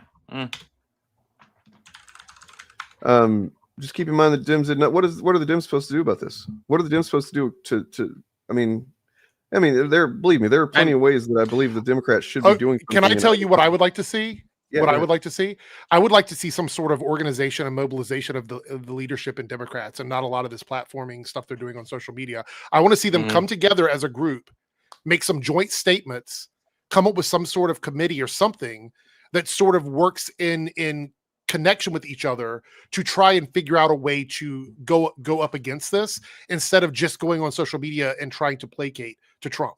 I feel like a lot of them individually have said some good stuff, but I'd like to see a mobilization of our Democratic leadership, because otherwise we have no plan on how to deal with this as the years go through, like as we go on to the next 3 years. And let me also say Chuck Schumer needs to fucking retire. He But is the not Baileys. equipped for this. What about the Baileys? Have you seen that segment? Because it's pretty frustrating. Get this fucking piece of shit off the screen. Yeah. Yeah, just last week, just after we heard the breaking news of Charlie Kirk being shot, these motherfuckers were complaining that Graham Linehan was being cancelled. Yeah. Right. Same And week. yet, we're in the same week, and all of a sudden, 180, complete 180. Now they want to say, because as we correctly stated, Linehan wasn't in trouble for that. He was in trouble for threatening violence. None of these people celebrating Charlie Kirk's death are threatening violence. I guarantee you many they of will them aren't even celebrate actually Jimmy celebrating Kimmel his being death. pulled. Many of them are just saying, "Oh, that sucks. I guess he shouldn't have said stuff that would piss people off enough to shoot him or something like that." You know. I mean, some of them are just quoting him and being fired because of it. There's that the Post editorial writer that was apparently the last black woman at the Post. Now gone because she quoted him. I saw this earlier about Reddit, Steam, Twitch, Discord being called to congressional hearing or whatever. I'm curious to see which side of this the Congress falls on. Like, is everybody questioning them, or is this just like a right-wing thing? Because I'll be honest, I do believe there are some places, especially on Steam. There's some awful stuff on Steam, to be honest. And Reddit does have some questionable communities. But also the thing is, this goes into free speech. Like what are we talking about here? You know what I mean? Like, there's stuff that people say that I don't like, and we have to fight to inform people about the truth. But also it skates a fine line on what is free speech. Like, what will they allow? And also, I want to remind everyone, Trump said, like, I think the very first week that he was in office, free speech is returned to the United States. I mean, I guess no. I guess it hasn't. I mean, is it the Wild West or is it not the Wild West? I mean, that's really what I'm wondering. Yeah, Neon, but that's what I'm saying. Like, I wonder if they're going to cover that, or is this more of like a right-wing thing where it's like all the leftists on here are bad? You know what I mean? Like, I don't know what they're going to do, because if they cover the Nazi shit on Steam, like the what is it? The one now reporting Charlie Kirk people on Steam or whatever, the Charlie Kirk detector. Hi, it's me, your boyfriend / girlfriend / stay friends, favorite content creator. And we have another detector. Just another detector. And let's just get into it. Just get into it. Okay, so when this started, it only had like 61 followers. Now it has 5,000 followers. This whole thing, again, is because there are people who made tweets about Charlie Kirk. Like, this is what we're doing now. We just make lists now. Well, content detector list, DEI detector list, just all these lists. And here's now, what would you guys think that the goal of making a list, if you are almost admittedly a fascist and supporting a fascist regime, what do you think of making a list? To go after and harass people and cancel them. I mean, that's the whole point, right? Sure, yeah. I mean, but like, if let's say the administration got a hold of that, what would the administration do with that kind of list, is what I'm saying. They would hope that there are people that are not legally here so they can get rid of them. I mean, there's all kinds of ways it could go, to be honest. Yeah. Everybody loves a list, right? Yeah. So wait, what was it here? So it's a TOS thing, not a government thing. See, that's the issue though. That would be the same way with like ABC, NBC, all these other things. It should be a corporate thing within their corporate structure. But when the government, like Trump's government, is the most corrupt government I think we've ever had. They will look for every loophole they can to try and get what they want out of somebody, even if it's not legal. So what they will do is they will go, oh, well, you don't want to do what we want, so maybe we don't allow you to do XYZ in the future. Oh, you are going to do what we want. Okay, so you can do whatever you can do that stuff you wanted to do now. That merger you wanted, that particular thing you wanted to do with your stocks or whatever. All of that's okay now. But remember in the future when we tell you that we don't like something you're doing, we might not approve something down the road. That's what they do. Yep. It's basically like mafia level shit. Essentially, is what it is. Somebody's happy. And this pretty much dismantles the libertarian idea that we don't need the government. The fact of the matter is, everybody needs the government for something, and this government is exploiting that fact, and they're using that fact to go after free speech in a way that is indirect. So they won't go after you for saying something wrong, although it looks like they're trying to. but they will go after, if you say something wrong on a particular website, they will then go after that website. Right. So let's say we're not attacking your free speech. You can still say what you want, just not on this website. Yeah. The left is desperately trying to gaslight you about Bethesda's Indiana Jones post. What does it have to do with Charlie Kirk? Bethesda knew exactly what they were doing just 3 days after Microsoft's post on the matter. What? Look, my thing about this is the same thing I said when I spoke with you yesterday about this, is they understand in their mind, they know what like allegories and dog whistling and stuff is. They just don't want to admit when it's on their side. So they're projecting, like they always do, that something must mean something else because that's what we do, right? With the right wingers, whatever we do, like we wouldn't do something without projecting, or dog whistling to somebody. So that must be what they're doing because that's what I would do if I were in their position. It's all projection with them. This is crazy, dude. Like this fucking post, this particular post and everything. Smash JT. Rumor, was it the community manager at Bethesda who posted the now deleted fascist video? And by the fascist video, it is literally this. You don't care much about those fascists, do you? He's talking to a cat. By the way, it's Indiana Jones, a famous Nazi puncher. Like that is one of his big things, man. And they're just like, here's all the information about this person. Could be this person. The company's infested. Oh, that's definitely not historically fucking awesome language. I also want to point out there should never be a time where you ever defend a company speaking out against fascism and Nazism. Like there should never be a time that you do that in any regard, unless you believe that the person that they're doing it towards is someone you support that is in fact a fascist. Mm-hmm. That would be the only reason you would do that.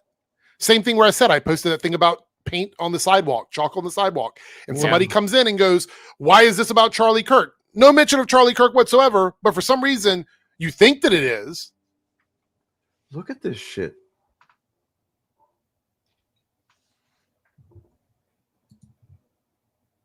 They're fucking pissing them. They're not, because the guys like Jeremy Griggs, these people know exactly what they're doing. They're exercising power. They've got power now because they can use Charlie Kirk's fucking name to, just essentially manipulate situations. This is how they do. We've seen this historically for them, right? So let's go Brandon or any of these other phrases that they latch onto. They say this instead of saying what they really want to say. So Charlie Kirk embodies all of the negative stuff that they believe about people. And since they can just say his name everywhere, they can do that and say everything that Charlie Kirk would have said without typing it all out. So RIP Charlie Kirk for them has become like, I'm saying that I hate black people. I hate gay people. You know what I mean? Like for them, that's what this is at this point. Yeah. If you want to give yourselves a bit of a laugh, though, and if you want to see somebody really grifting over Charlie Kirk's death, then you guys remember Mike Zero? I've never covered him, although he got views. Yeah. Check out his YouTube at the moment. It is crazy. It used to be just all fandom stuff. Like it was literally like clickbait Marvel and DC stuff for the longest time. In Star Wars. All Charlie Kirk now? Star Trek. It's all Charlie Kirk. Well, I've got something that might be crazier I know than that. You guys, you prepare yourselves for this shit.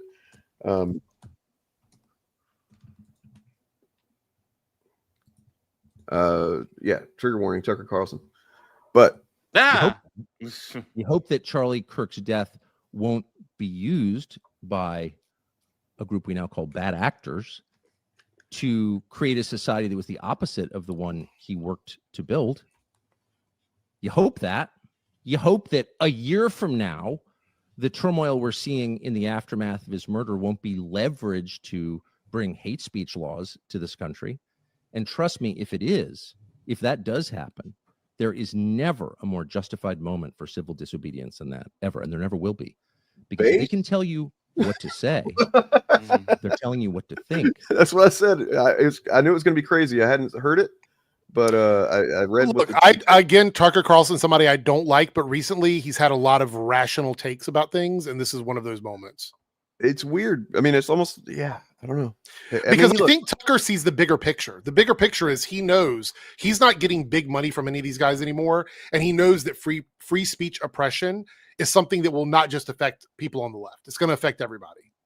So I see. I don't think Tucker Carlson is much. I mean, he has some fucking shitty beliefs, and that he's not our friend. He's not our ally. We're not going to, say he's a good guy or anything. But he, like Eric is saying, he is a more free agent now. And I think that, like, for instance, I mean, this is the kind of person he is.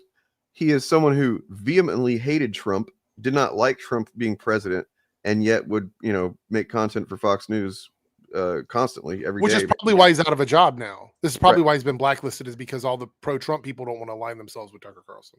But I mean, here he's right, and he's making a good point. He seems to be actually standing on a principle, a conservative principle. He's standing on what he says Charlie Kirk actually believes, and I think that's wrong. I think Charlie Kirk would love what they're doing right now. I firmly believe that he, if not, I actually raised. If it was somebody else, Charlie Kirk would be doing the same thing. Yes, I said yesterday it's entirely possible, because he's not. Charlie Kirk was not a stupid person. He's a very rich person who had a lot of investment in him. He understood that what he was doing could potentially be dangerous. He also just could understood, I'm sure, that he could die for whatever reason. And I wouldn't be surprised if this wasn't kind of part of his will. I don't think he's dog whistling crawling chaos. I think this is. I don't think Tucker minces words typically. No, he's saying literally that what's happening is not good.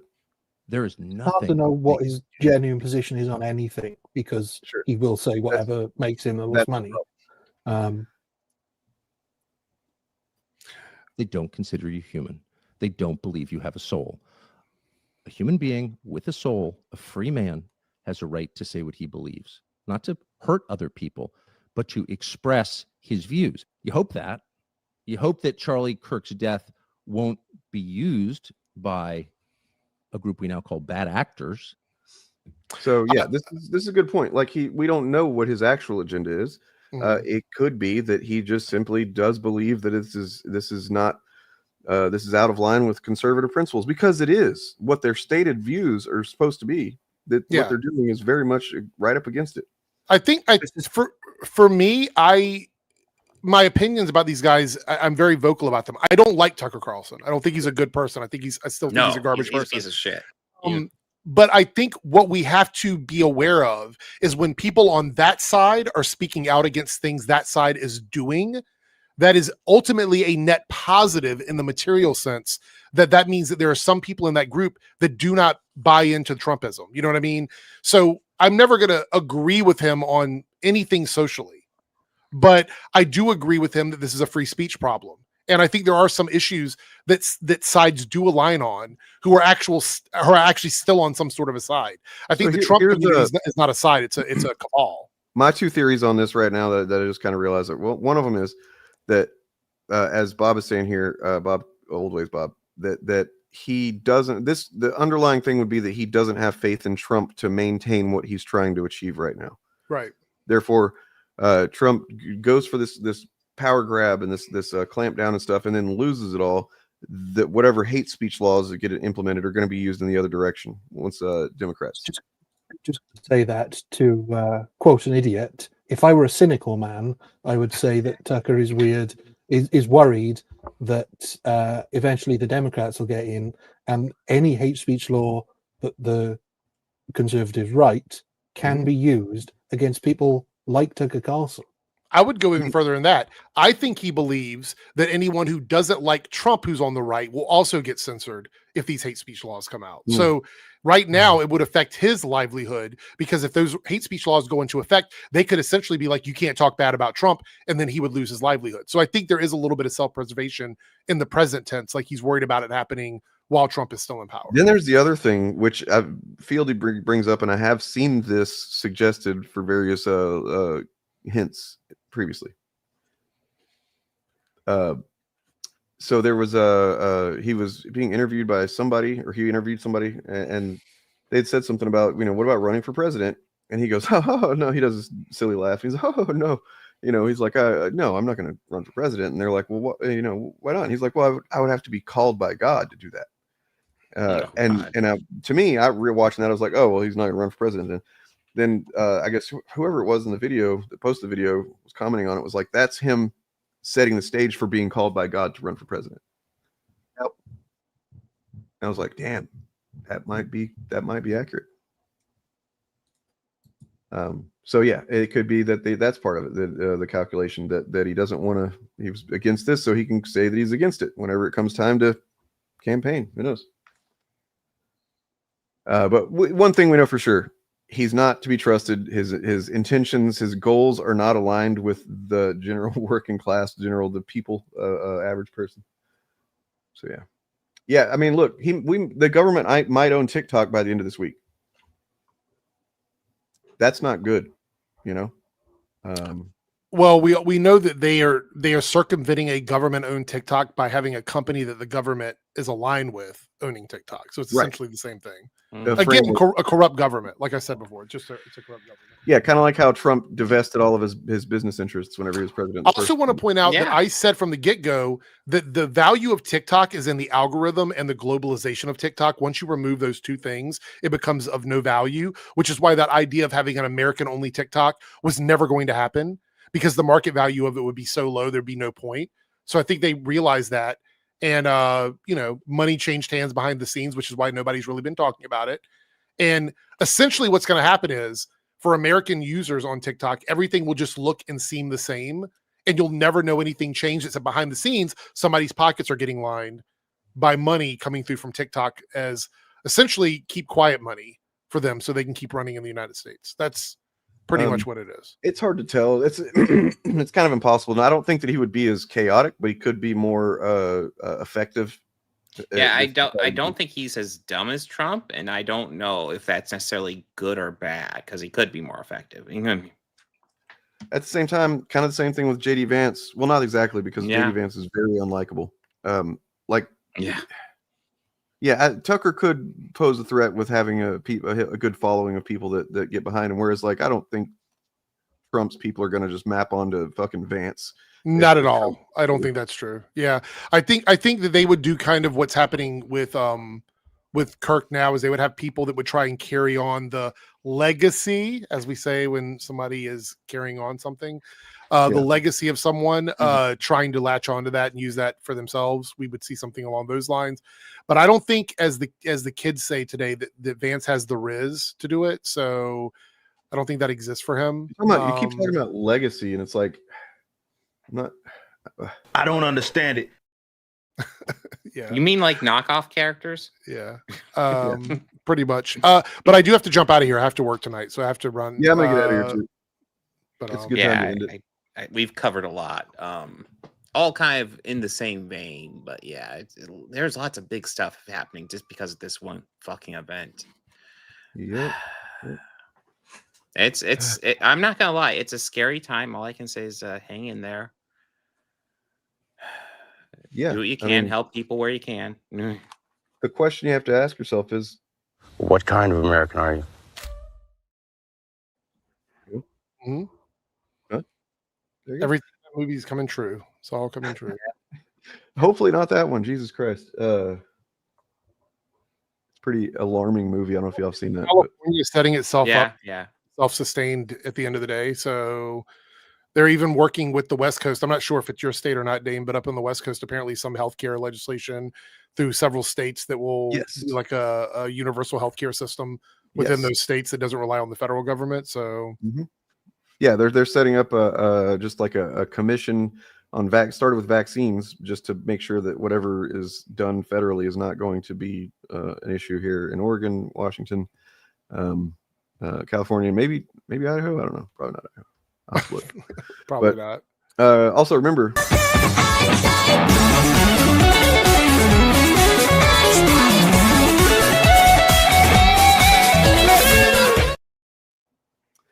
Yep. He's gonna be playing notes for a while. He's gonna be playing. He's still going. Yeah. I do have a 2.5 minute video here that is, I guess, relevant to what we've talked about quite a bit, that I'll show here at the end of the stream. But I'm gonna go pee and then be done. So thank you guys. If you look in the description of whatever stream you're watching on, there should be several channels linked. So everybody on stream here is linked, as well as others that are often on stream or sometimes. Subscribe to them. Subscribe to me. Subscribe to Airrick. Get us over 7K, me over 8K, and then get him over 8K. and then we'll finally be enough. Yes, And then, yes. then there's Bob. Bob. Yeah. Bob. Bob. Bob. Bob. Bob. Bob. Bob. Jesus Christ, stop saying Bob. Listen. I don't say this lightly, but if you get us all to over 100K subscribers by the end of the month, I will let them ride me into the sunset or whatever. Oh, wow. And what are we gonna do? Just like ride Bob into the sky? Yes. Into the sky. That's it. Yeah. Whatever. We'll make that happen. Okay. set Just me get us up. all to 100K by the end of the month. Yeah, so If we don't get to, if Bob doesn't get to that, then well, How would you like to die today, Bob? oh fuck. If you- Please. Please. If you're looking for a Halloween costume this year, Bob, get that blonde wig. Oh God. But yeah, I got a Nerdrotic video coming out just like Eric, so you get a double punch of Nerdrotic. We apologize. But yes, then I got podcasts, I got streams coming up next week. It's exciting. yep. That's what we should do for sure. You know, I'll be Bob and- honest, I'm probably not going to get a Halloween costume this year because I don't have the kids this year. So Bob's your uncle, allegedly. All right. Ryan is No. nothing but media. You can subscribe to him as well, and you should. He doesn't do any of this politicized crap that we do. You know, he's neutral over there. He's unbiased. He just talks about good old fashioned media that never had any kind of perspective in it that was challenging or contrary to popular views or anything like that, right? Politics in any of the stuff I cover at all, even the one coming up in a couple of weeks, which is about government surveillance, which is completely apolitical. I mean, one of the things I love about watching Star Trek is how apolitical it is. It's just never any politics in it. Yeah. What was the thing you mentioned earlier? Just talk about that. The original series incident that. Oh, the Edith Keeler thing, sitting on the edge of forever. Probably my favorite original series episode. You know, when Kirk had to let Edith Keeler die to prevent the rise of fascism in the United States. Oh, wow. Apparently he let her live in this time. Yes, that's the timeline we're in, guys. Cool. God damn it, Kirk. Our Kirk sucks. Man, why is Obama post on X? That doesn't seem like it's very friendly to him. Anyways, yeah, you guys are fun. Love talking to y'all. Have a good one. Here's this video clip. You should stay and watch this, guys. Everybody knows who Charlie Kirk is. If they don't know the name, they know the face. And he's reaching millions with these pearls of wisdom. White, college, indoctrinated women will ruin America if we let them. Most college degrees are meaningless, and most of you guys are being totally scammed by being here. I'm sorry, if I see a black pilot, I'm going to be like, boy, I hope he's qualified. What makes Charlie Kirk so effective on a campus like this? I just think it's all the research he's done, all the statistics that he has to back it up. I think he just really knows his stuff. The guy's consistent. He's consistent. He's like TikTok. I love TikTok. 3 months ago, I hate TikTok. So his consistency can flip here and there. But even if Charlie Kirk doesn't seem to believe the things he says, for some students, he was the only one speaking to their concerns. A couple of years ago, I started finding more people because I got so tired of this not being able to speak my mind. So I needed to find people that actually knew how to say things to a I'm forgetting the words. I'm sorry. You needed somebody to be more articulate for you. Yes, because you see me like right now, I can't put words together. So You were looking for somebody to put words in your mouth. yes. Gotcha. Well, not like that exactly. That's not, well, that's what I was doing right there. Yes. Well, what I'm talking about is what Charlie Kirk kind of does inside. Yes. Yes, he puts the words in your mouth. Yeah, making enough sense for me so I memorize what he says, then I can freely say it to Exactly. So basically, his words become your own. Yes. His thoughts become your own. It's awesome. And some of those beautifully crafted words play great as clickbait online. What is a woman? What is a woman? It's not a trick question. What is a woman? He always asks liberals, like, what is a woman? Yeah, we literally saw like 5 or 10 minutes ago. You got to see alive what is a woman. Finally, he was like, all right, give me your definition. What is a woman? How do you define what a woman is? I think it's just genetics. I go with like a woman is somebody who sues Donald Trump for sexual assault. 31-year-old Kirk and the billionaires who fund him are successfully influencing young minds and making those young minds skeptical of anyone else trying to influence young minds. Beto O'Rourke has been to campus probably like 5 times, and I don't know why he's still coming here. Feels like groomers. Yes. You have somebody like Beto O'Rourke, you have like an adult man come to a campus trying to groom somebody around his own political ideology. Yes, sir, yes, sir. That shouldn't happen at all. No, it shouldn't. That's why it's refreshing to have somebody like Charlie Kirk come Yes. to campus and bring his like 30-year-old mentality here to shape the minds of tomorrow. Yes, sir.